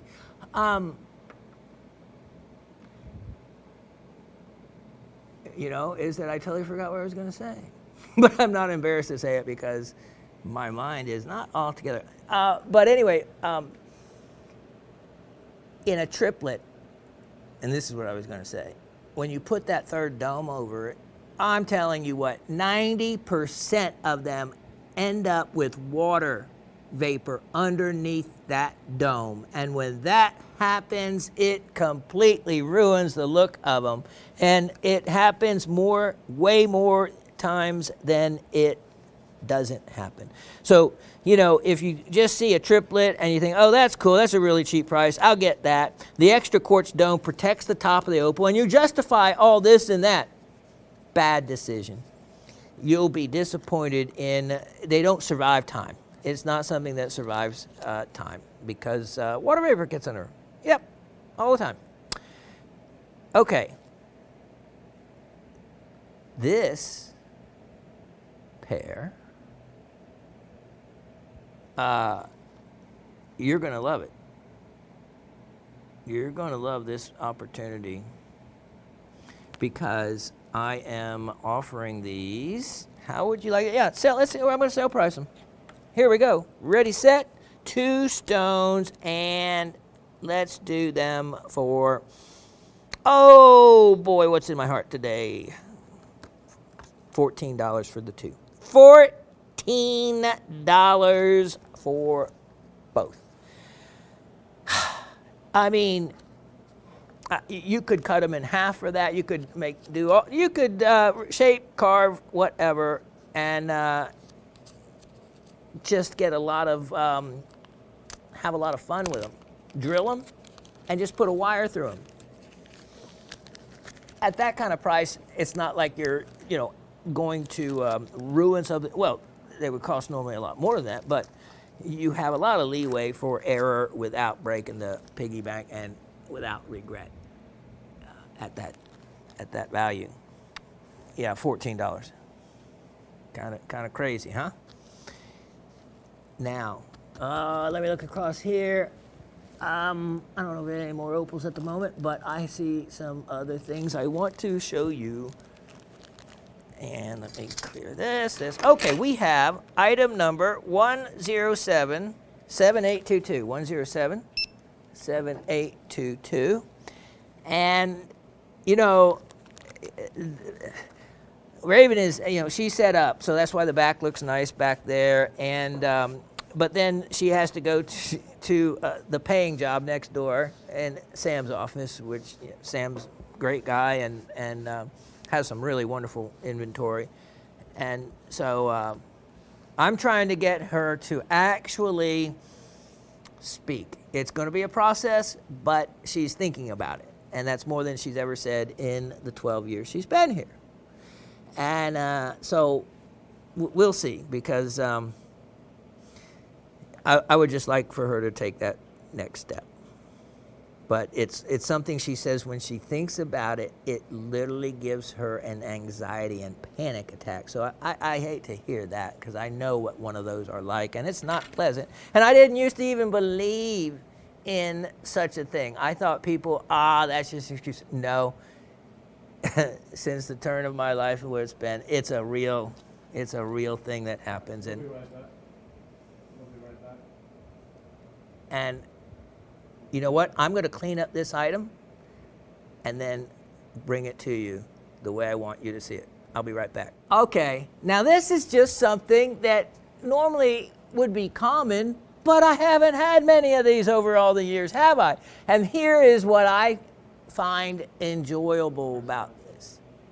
I like that this geode was not sawn in half with a diamond blade, but it was one of the naturally cracked. Now, it might have been one of those, where you see them at shows where they have this chain that you buy a geode and you walk out where they break it. Well, you know what can happen? The geode can just explode in a million pieces like that when that can happen. And you might wind up, look at that calcite crystal in the back, and you might end up destroying a beautiful internal inclusion. Remember those geodes that I did saw in half, that I just barely missed, those stalks of chalcedony and with quartz tips and whatnot?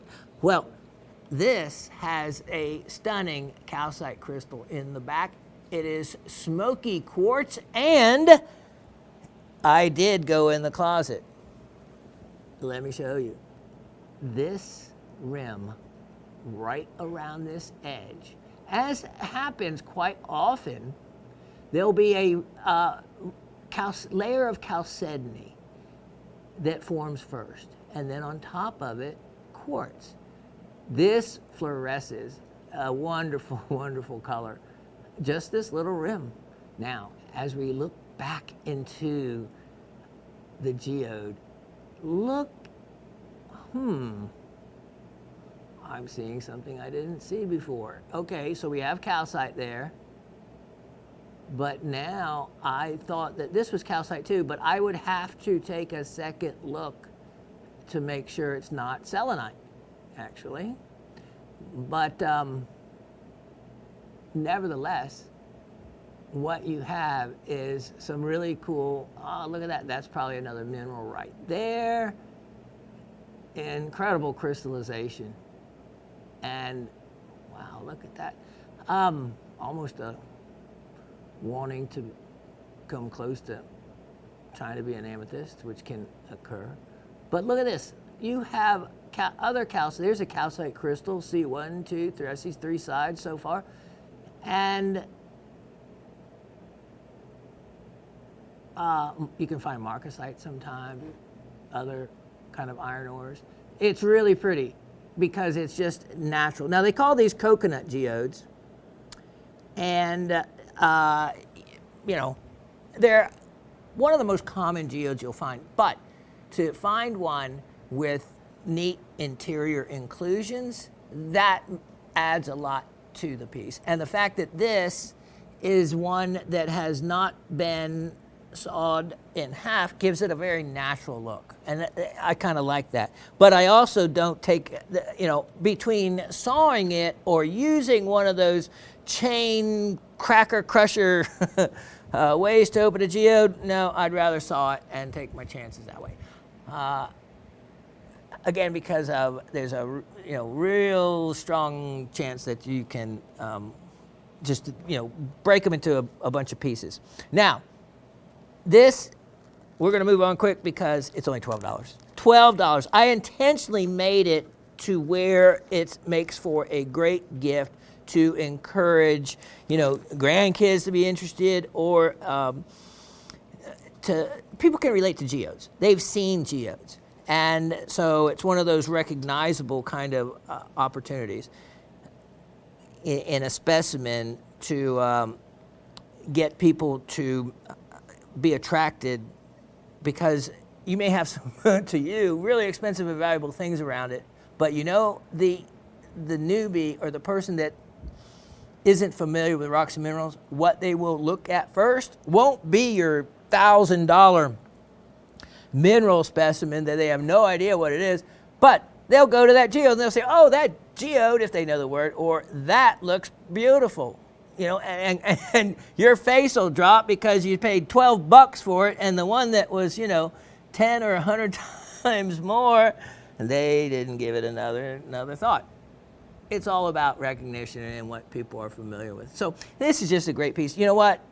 It would be $5 if it didn't have the calcite. The calcite crystal in there adds a lot of additional,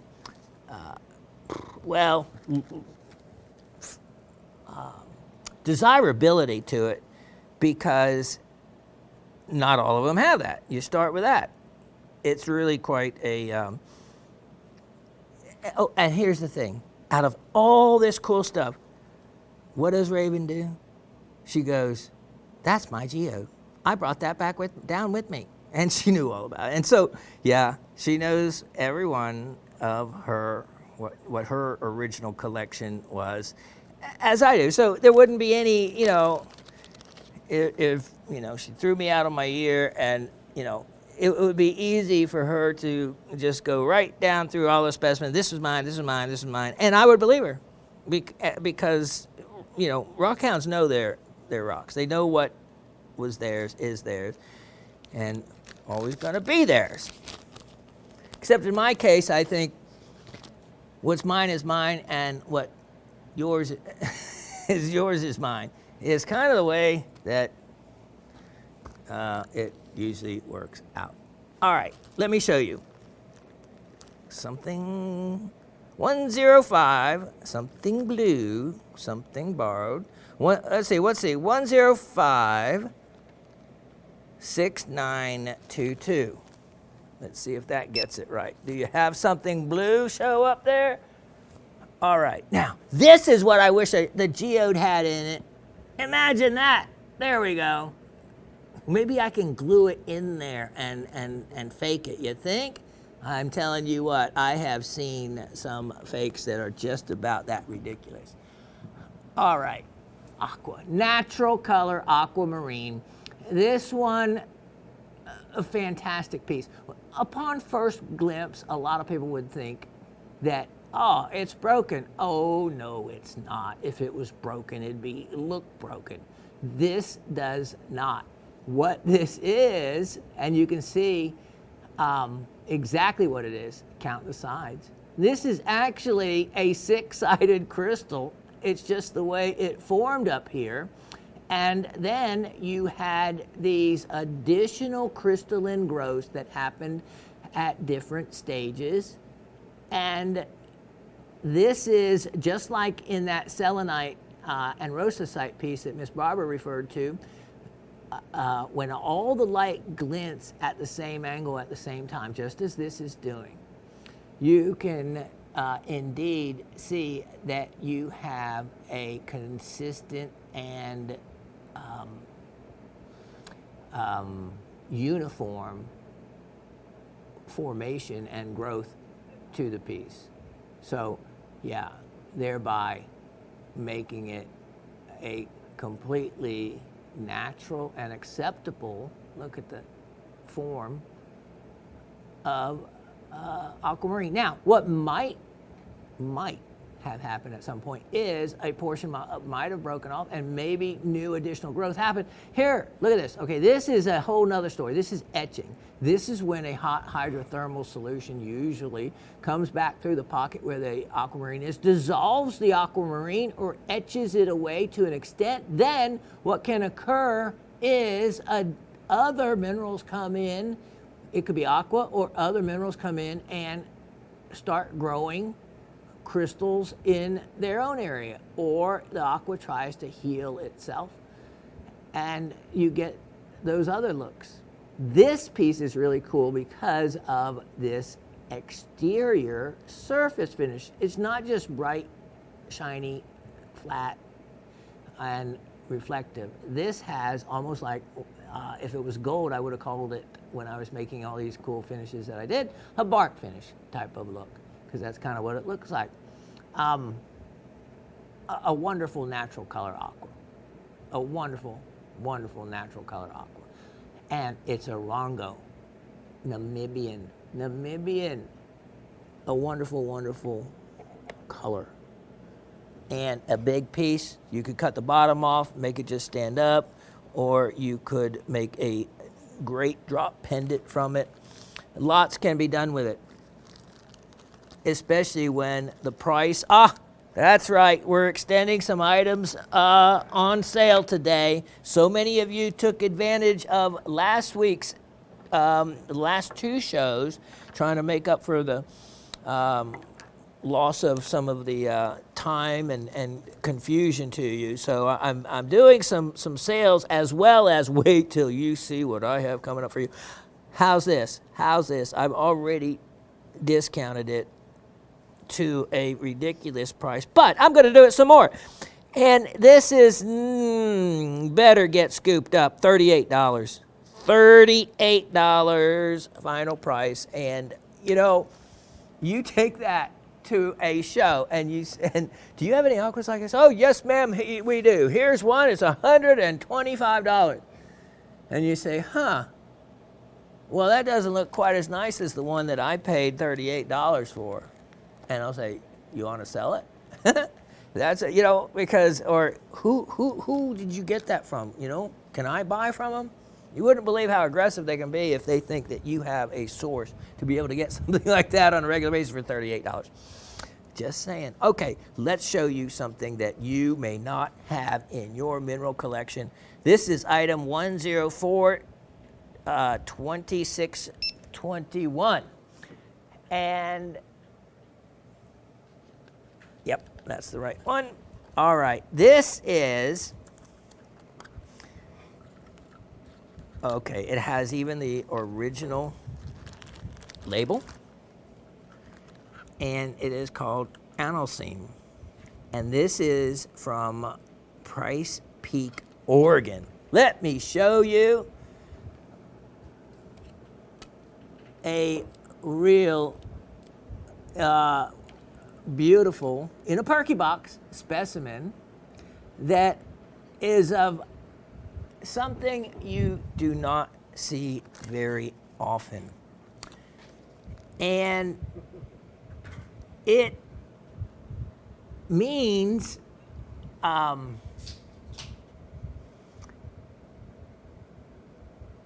it's actually pronounced Enercime. So there is no confusion, as you could see there could be. It has a weak electrical, what it stands for is without force, because it has a weak electrical force. you know how quartz does and tourmaline, you know, they're piezoelectric. Well, I have not measured this one, but it, in Greek, the word, and excuse me, Miss Penny, if I blow this, analkimos, means without force. It is has sodium aluminum silicate with water, and in the Percubox, it's rare. It's rare, and it's from my Made in the USA collection.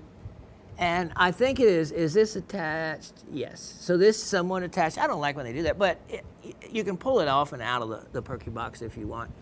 And let's look at this and give you some other angles back behind it. It's something that you're not going to have in your collection. Price Peak, Oregon. I actually haven't looked that location up for what other things are found there, but I know actually that this is the only specimen I have in my collection. So my collection variety, the number of specimens I'm going to have when I sell this, is going to drop by one. This is from the Made in the USA collection, and it's from an estate piece. When you see these Percuboxes, so you know that along the way, that's how I obtained it, was just like that, because I don't mount anything like that. Well, I might put it in a Percubox, but I do not glue them down. So when you see that, you know that I got it elsewhere. All right, I have a sale price on this. It's already been discounted once. You didn't want it for that. So I have a final price, which should really get some interest now. $38 seems to be the number of the moment. Okay, I'm going to show you one more, then I have to take a moment break to clean up some items here, and we'll be back. But before that, I am excited about this piece, only because of where it's from. This is item 107-7022. 107-7022. This is from the Made in America collection, and I do like this turntable we're using, actually. I really do, because it does the work for me, and you don't get to see all my grubby little hands. All right, look at this. Look at this. Mount Micah, Maine, and it's on the bottom. And this is hot glued down. Not that hot glue can't be removed, but I don't like that.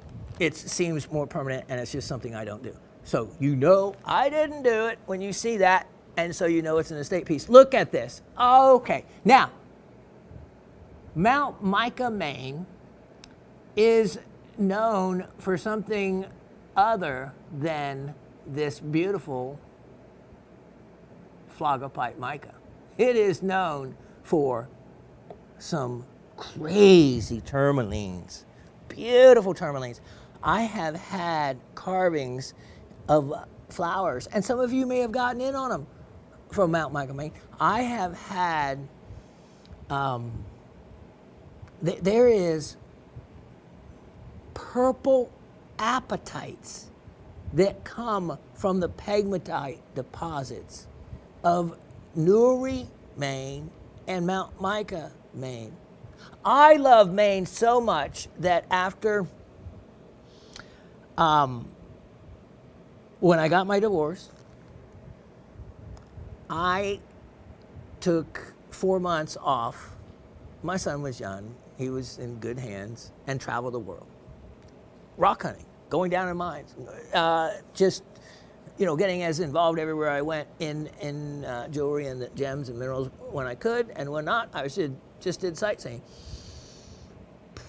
I also took vacations, probably one of the last ones I had, and I would take them at 3 weeks at a time. I drove up to Bar Harbor, Maine, Acadia National Park.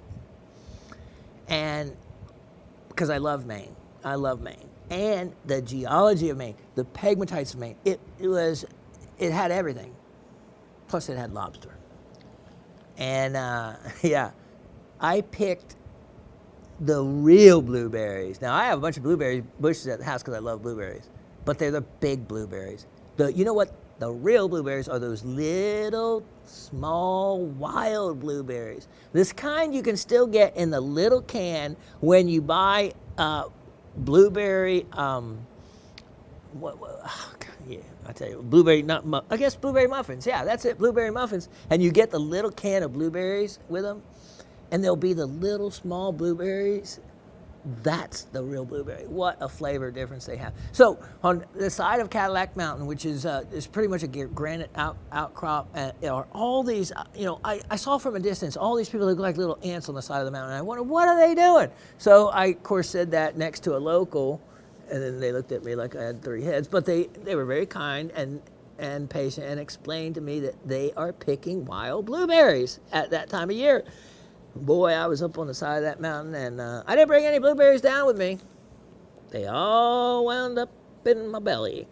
And it was a really neat experience. But there was no blueberryite, so let's get back to phlogopite.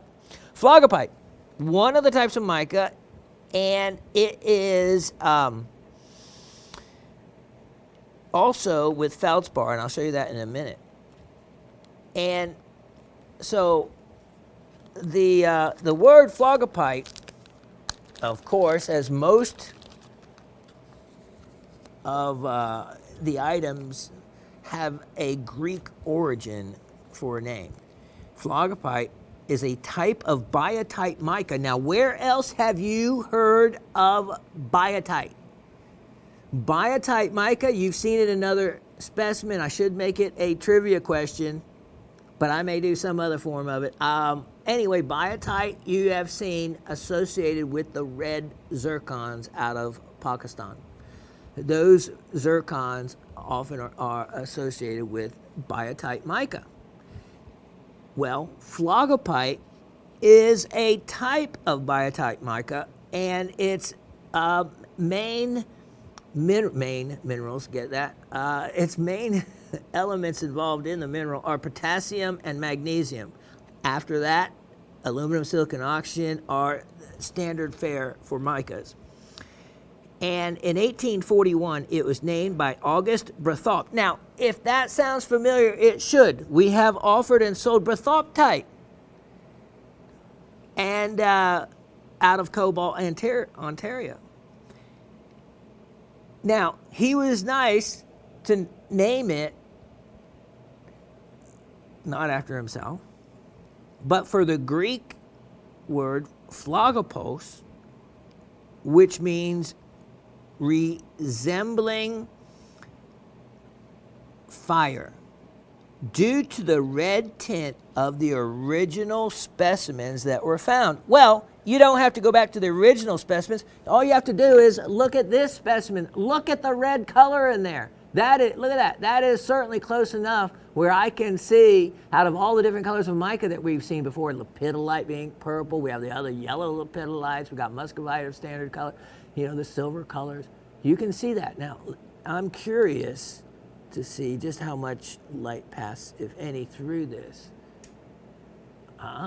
Partially through it. Let me go back and try a different angle. Oh, well, I don't know where that color is coming from, but it certainly is there. There we go. So yeah, you can see the red tint, and I'm sure there were some that were more red than this one. And then let's go right down here. There's another crystal of it. Wow, look at that. And let's venture right over here to this side, and the feldspar, travel right back here. Okay, thank you, sir. All right, and let me show you then. Here's the feldspar. Yeah, there's the other one I was looking for. And here is the feldspar. Now, how could I tell the feldspar? It was easy. It was a hardness test. That's all I had to do. And here's additional crystallization. So just the way, this is called like, you know, a little micro specimen, a mini specimen, and it's a stunning, actually, specimen because it just is perched there so attractively. And the price, $28. $28. And, you know, this is one where I actually have estate on it because this is, as you can see, that's not my writing on the bottom. This is from an estate, which to get things from a mine that is not operating anymore, except maybe for shows or clubs, and then you pretty much only get to pick from the tailings. Not much else going on. The other neat thing about it is, for you fluorescent collectors, it has under short wave, a orange yellow fluorescence under short wave. Nothing under long wave. So that's an added bonus if you have want to spice up and add something new to your fluorescent collection for not a lot of money. All right, let me get some of this mess cleaned up. We'll be back in a moment. Okay, Asif just told me what time it was, and it's like, what? Where'd the time go?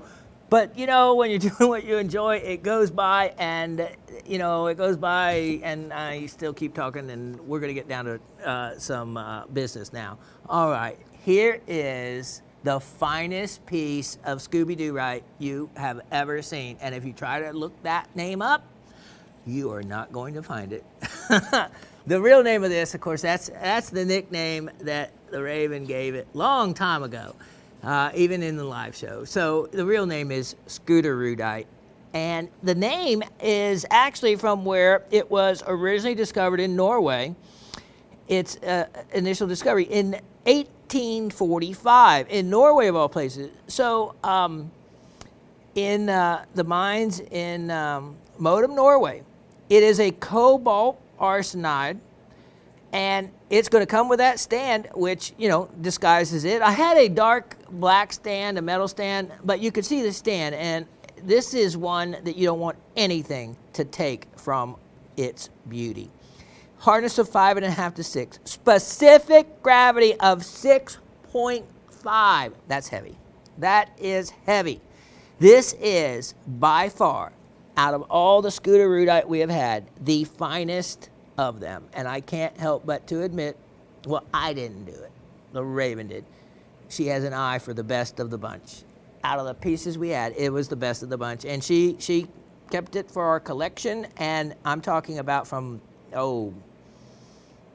8, 10 years ago. Long time. So it's, you know, but basically they call it a cobalt arsenide, but it's often has cobalt, nickel, and iron as part of its makeup.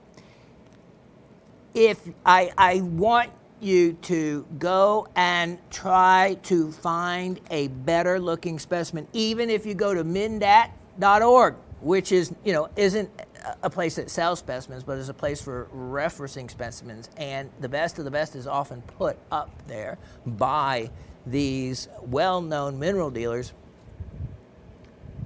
and then you can go and link from there. And I only tell you this because I have no worries that you will find anything at a better value, I'm sorry to say it, than right here. And this, again, because I've already done that, to make sure the prices I bring you are not just a little bit less, a lot less, which doesn't always make for good business, but what it does, it makes for great friendships and long time love and loyalty to this show and to gem shopping. And that's the way it should be, that's the way I want it to be, and that's the way I'm going to keep it. This piece is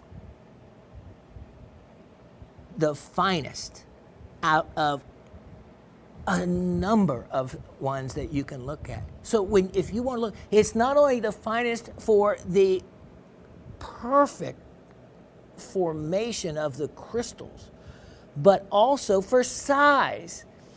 There were some that had like 1 or 2 single crystals together. The crystals themselves were bigger, but as far as the overall size of the specimen and the bang for the buck in the look, it was magnificently, far beyond anything they offered. All right, look at this. Look at this. Now, this is not like a galena. This is heavier, and look at the crystals. This has a very rare formation in crystals called a Cubo, a Cubo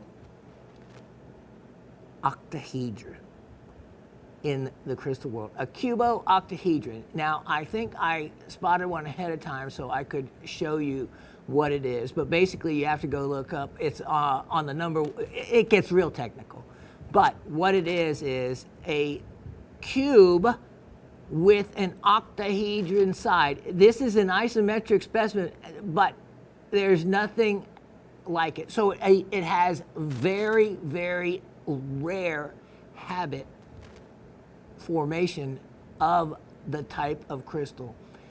And this has two of them that I spotted. And I really would rather you actually go and look for yourself to see what that is and then find it yourself. But I'm going to go ahead and show you right here. So it starts off with basically a square. And then that's the cube part of the Cubo Octahedron. Then there's it goes back to the isometric form of an octahedron, like a garnet, okay? Like an octahedron garnet, which is also an isometric stone. All right, so there's others, but that is the one to start to look for, and then do your research on the rest. I'm running out of time, so I got to get to some goodies. Now, there's going to be another one. There's the square. You start with a square, and then if it has the rest of the formation. Okay, that's just a little hint. This, I sold one other really nice one. Miss Gabby, I think, might have it, but this one I think exceeds or excels that. I can't remember exactly what that one looks like, but I know that this one was really the finest. These crystals don't need to be polished. They stay. They don't oxidize. This is the way they stay. And that brightness is like no other. I'm going to leave it to whoever gets this to enjoy this. I am not ever going to ask less because I'd rather keep it, because it is, out of everything we have, one of our favorites. It was right in front of our TV. And I took it. But that's okay. I'm not going to get upset about it because, whoever buys this is actually, in the end, I need it. I got to do what I got to do, and you're going to do me a favor. $378. $378. Now, let me show you. We're not over. Look at it. It is a double-sided specimen. You have a silver look on one side, and boom. Let's go closer, and you'll be more impressed. This is gold. Fool's gold. Pyrite. And here, let me get my pointer. In all these little vugs, in all these little vesicles, in all these little openings, look at it. There is crystallization. Besides, also, look at these. There is scooterudite crystals sprinkled generously throughout the back. On top, there's calcites. Look at these. Look at all these pockets filled with additional crystals. Some have scooterudites in them along with pyrite. Some just pyrite. But look at this from the side. Look at that. Now that is a sandwich that I wish I could order a lot more of them. Look at these colors. Look at the clash of the gold and the pyrite together. Have you ever seen anything so gorgeous in your life? Yeah, you're thinking, well, a tourmaline crystal or something. Maybe, but not for rarity. This is an extremely rare specimen. The market is alive with the value that they have placed on fine specimens like this. I am talking about very expensive at this level of quality. This is from the Buismas mine. It comes from a couple of different mines are found there, but it is well known in the world, that the Moroccan scutarites are the finest of their kind in the world. And it is, actually, I have it, oh, great, Asif did it, museum quality. How many times do I use that? Oh, very rarely, very rarely. And he has, yeah, and so it's in the description. You see it right there, $378. There is no way I will ever take less than that, because this is, it's a steal. It's a steal. It is so impressive, personally, and what you're seeing is not even close to what you actually get. When you feel the weight, it's like in the Jurassic Park movie when the scientist guy asked the little kid playing with the binoculars, he goes, "Are they heavy?" And the little boy says, "Yes." He goes, "Then they're expensive, put them down." That's the case with this. Is this heavy? Oh yeah. Then it's expensive. Buy it. That's what I have to say. It's going to come with the stand, $378. I could go on and on about it. I have more to try to get in real quick. So let me keep moving here and see what we can get to as the clock ticks down. Oh, yes, this one. Item number 107, 7122. 107, 7122. Next, look at this jewel. Look at this. And, you know, I wrap these things up so nice. The only problem is when I go to unwrap them, it takes time. Now, I almost brought in, but I ran out of time running out of the door, you know, after having to clean up my eyes, after crying again. Anyway, I was going to bring one of the Azurites that is part of Raven's personal collection. But instead I brought one I can sell. Check this out. Check this out. And this is one of the very cool sources where the Azurites form in these little vugs, and most of the times there'll just be one crystal in the vug. Let me show you. And that's what you get, or a couple like that. So this is completely natural. You can see the little small quartz crystals in here. Look at that perfect diamond-shaped formation to that Azurite, just tucked away in that vug. But wait, there's more. What do you see? Did you notice? The dendrites. Dendrites out of pyrolusite or a manganese oxide, most commonly, same kind of thing. Let me show you if I can, yeah, let me show you. Oh, look at that. Look at that. Now you know when you hear the term, oh, though we were in the Caribbean and those waters were azure blue. I wonder where they got the word azure blue. Azurite. That word is an old word going a long way back. Azurite has been used for thousands of years for many purposes. Look at these colors. Look at those natural crystals, and wow, I would be tempted to facet one. They can be, if you want to destroy such a beautiful specimen. Look at the one on the left, though. That is a piece of candy for clarity. Ah, golly, you know, more I can talk about. But again, really the best thing is not for me to talk about it, but for you to explore and discover on your own. Look at that. And thank you, sir. It is just in a sandstone type of matrix. And the price on this versus what you get is a excellent opportunity. $44. $44. Let me see. What else do I have on here? Dendritic sandstone. And I have exactly the mine and the place it came from. I'll leave that up to you to discover the rest of that information on the tag. But what a beauty that is indeed. Now, wait, there were some things on here. Oh, let me have a couple more minutes. Okay, item number 1059622.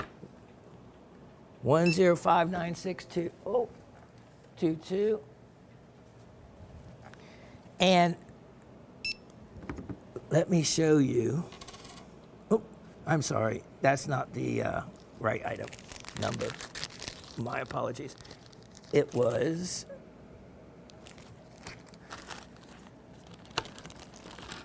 right in front of me. Here we go. It is 107 77 22. And if you have not gotten in, okay, let's say you want to collect some specimens from different areas. Well, how about this? This is, I don't think I'm going to be able to offer another one. Look at that color. Let me wipe that off for just a moment. All right. This is, okay, you have gotten the sphenes. Remember the Pakistani 4, the beautiful Pakistani sphene? How about a Madagascar sphene? Look at that crystal. I have not sold one of these in years. I have had them. I mean, it's not means that they haven't sold. I just haven't offered one for sale. Let's put it that way. How about this? $28. $28. I don't need to tell you any more about sphene. You know about it. Maybe the only thing I could do would be, I had a neat fluorescent light I was going to show you and all kinds of other stuff, but all right, look at that. Look at that color. I mean, that would be tempting to facet, but you know, as beautiful as it is, it has inclusions in it, but the color, oh, thank you, sir. Tremendous. And the price even better still. Now, let me see what we have here.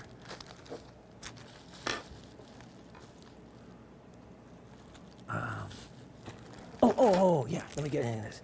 Item number 107 7322. 107 7322. This is something that you're going to want, I would think, because here is an item that, well, you can put your loved one in. And I don't mean a coffin. Check this out. I only have the one. Isn't that, look at that. That is incredible British Columbian nephrite jade. It is carved out in the shape. It's a picture frame. Look at the back of it. And I have that taped in, so you can just lift that tape up, open that up, slip your picture in, and there you have it. Raven actually has a picture of me in one of these. So we have one. We had gotten an extra one. She hung on to it to maybe put her daughter in or something. I made off with it. She didn't see it, so I might get away with it. And there you have it. Price on this? Okay. Think about what it would take to actually make that, and the carving, and the amount of loss of weight in material to create that. But the price is right, because I am offering that guy for, believe it or not, $58. Only have the one. Only $58. What a picture frame that is. And even the little stand right there that holds it up is jade as well. And, oh, okay, one more. I know I got one more. Sorry. Oh, yeah. Okay, hold on. We'll end it with this even, yeah. Okay, but that's just more next time around, right? 107 74 22. I just wasn't all together today, guys, and I was just straying and kind of going at my pace. So I apologize that I didn't get to more than I wanted to. But I don't know. Maybe I just needed a little slower pace today, and I apologize to my team and to all of you out there that there wasn't more. But the items, I guess, that I have shown you, it wasn't about quantity, it was about quality. Here is something that you have not seen, and if you think you have, you got it wrong. This is just not your everyday sodalite. It is, well, for one, this is a closet piece. This will be the last item of the show, as much as I don't want it to be, but it will be the last item of the show. This is a really high quality piece. There is so many ways that you can set this. It is polished all the way around. Ooh, I like that. Because, look at that. Do you notice? Violet, purple. Do you know what that actually is? I bet you don't. I bet even if you tried to guess, you wouldn't get it.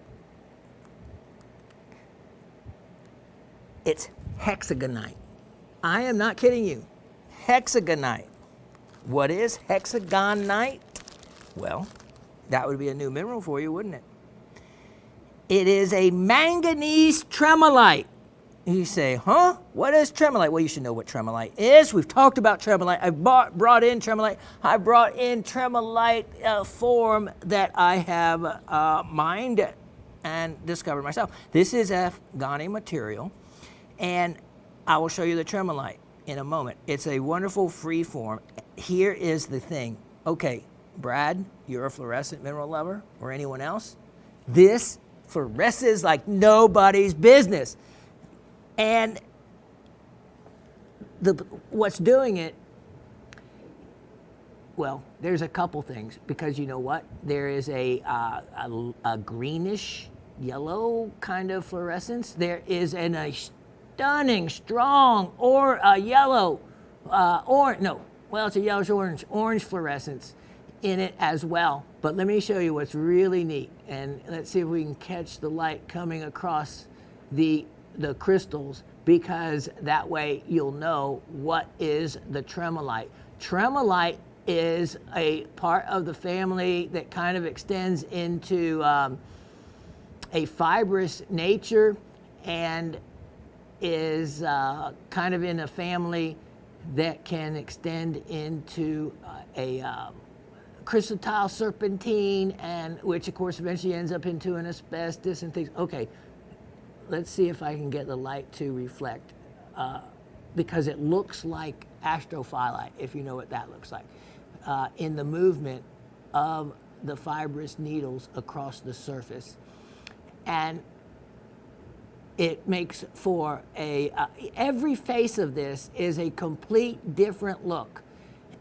Sweeping through here, you can see one mineral. Here, there's other. And right here, there are these kind of branching off pieces that, okay, here, right here. You see how that disappears and appears, disappears and appears? Same thing right here. You will see them in person much easier than you're seeing them now. That's the tremolite. There's also scapolite. Scapolite up here, which is very fluorescent. This is fluorescent. The hexagonite. Wow, I have never had a specimen with hexagonite. This is the only one. And then classic sodalite. Sodalite, which remember is right on the edge of being a sulfur dominant alwine. It is right in that family group, and Afghanite as well, right in that group. This is polished on all sides. This is perfect for a fluorescent collector. You would not be disappointed. Price on this, $58. Only $58. What a opportunity. Oh, let me just one last thing, because after that I'm going to keep this awesome. One last thing. I'm sorry. 104-7522. I've been meaning to show this, because after that, this is part of my birthday collection, which of course my dad having passed, don't not buy it because of that. You'd be doing me a favor if you did, but we were only going to offer it one more time before we kept it. Look at this. Look at these garnets. Afghani almandine garnets. And as we come in on a close look on this, if you have never seen beautiful garnets in matrix other than a mica schist, this is the perfect specimen. Look at this. This is facet grade garnets. Look at that.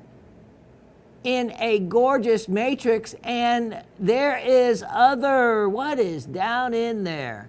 See, they have actually dug down through that little vein looking to see, and they have discovered something down in there. I'm just can't really see right now what that, let me see.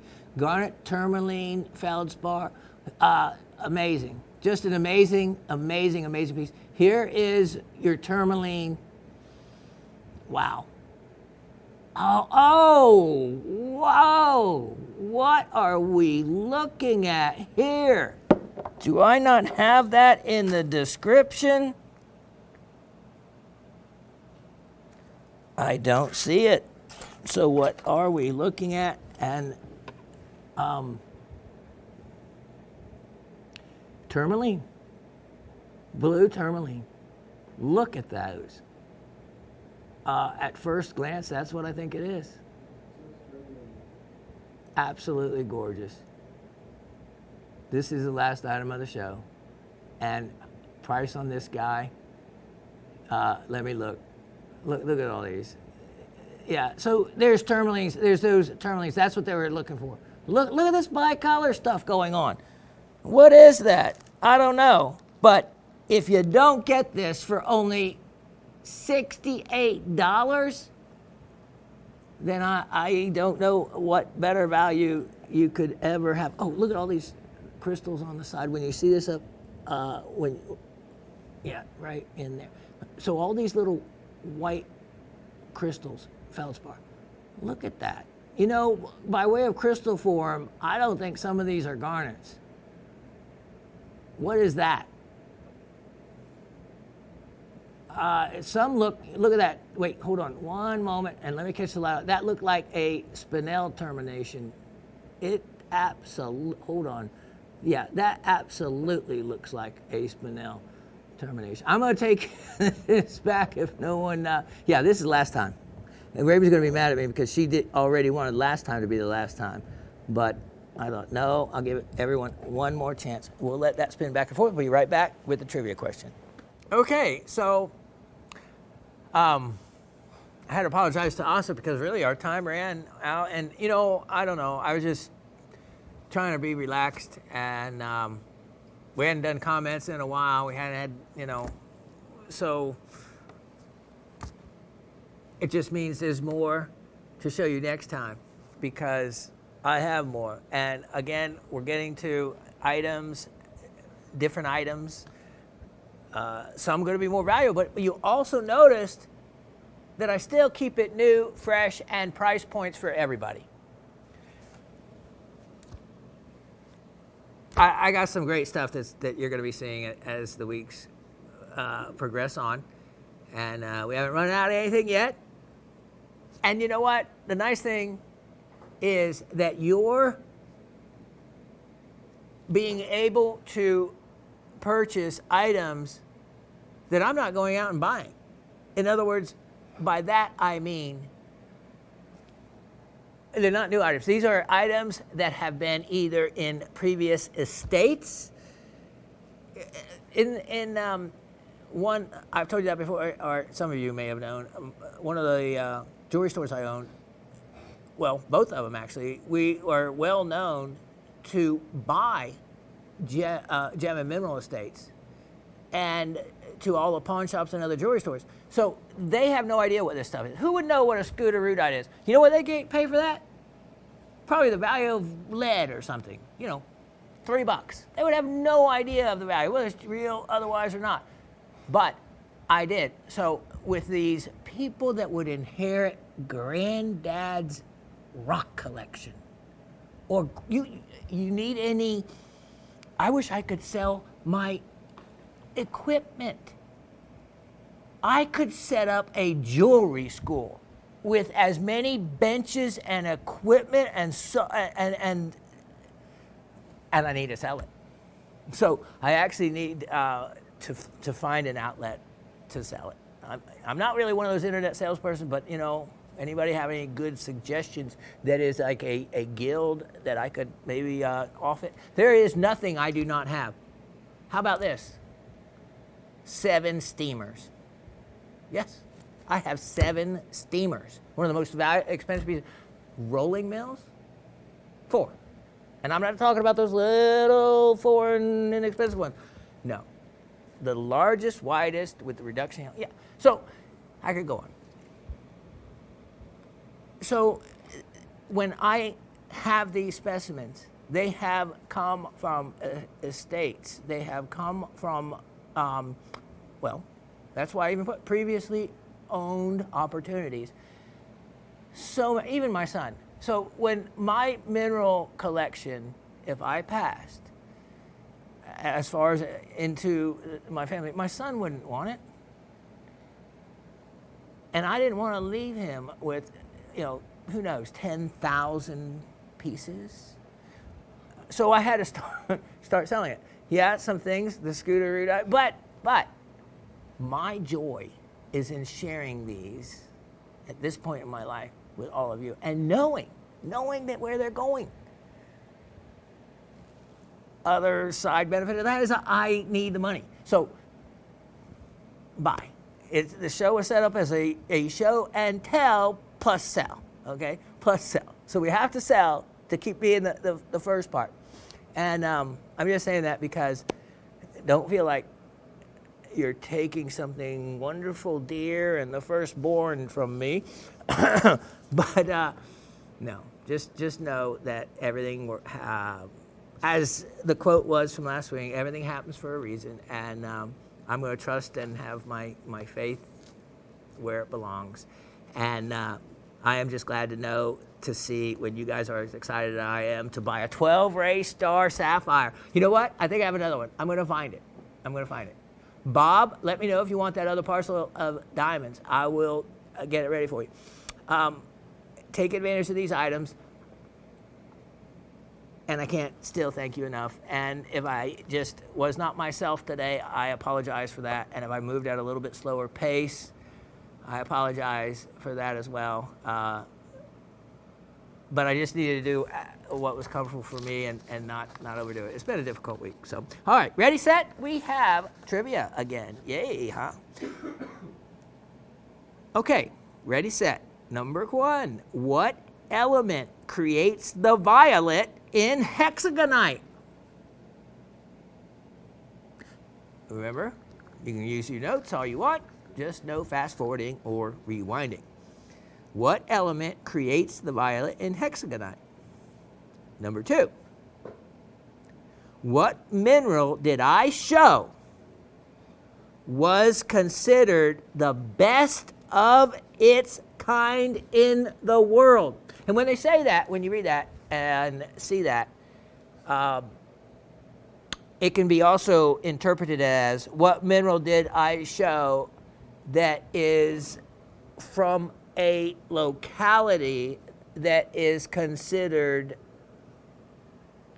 where the finest specimens in the world come from. I just didn't have time. I didn't want to write all that out on this piece of paper. I got to show it fast because you guys will stop, frame it, and then look. All right, so what mineral did I show whose locality was considered the best of its kind in the world? What was the name of that mineral? Then, a question related to that question was,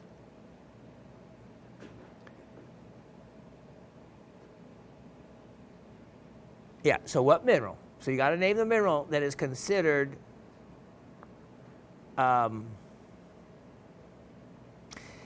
did I read that right? See, my brain, no, I guess, okay, let me rewrite that because my brain wasn't right. What mineral did I show that location of the mineral is the best in the world? Name the mineral and the location. There. So that gets rid of one question. I was getting redundant. So, name, it's going to come out a third different way I'm going to ask it. Name the mineral and the location of it that is considered the best of its kind and location in the world? Here, want a fourth question? Fifth? I think I say it different every time. All right, so name the mineral and its location that is considered to be the best of its kind in the world. That's the best way I was going to say it. I'm going to end it with that one. The time I see you, it's going to be fall. And I can't wait. I think it's supposed to be 91 degrees here in a day or two or something like that. And wow, you know, I just need for it to be fall. I need that cooler weather. And I'm sure all of you won't mind it either. Whew. God love all of you. Prayers for you, prayers for me. And, you know, if that's not your thing, then just wish all of us the best in our little rock group family. And I hope for everybody's safety, and I hope everybody has a really fantastic fall. And I can't wait, because I need to be here. I need all of you and your support and your kind words. And for that, I am truly grateful, because you're just an extended part of my family, and I feel that, and I feel your love. So look forward to seeing you next Monday. Cheers.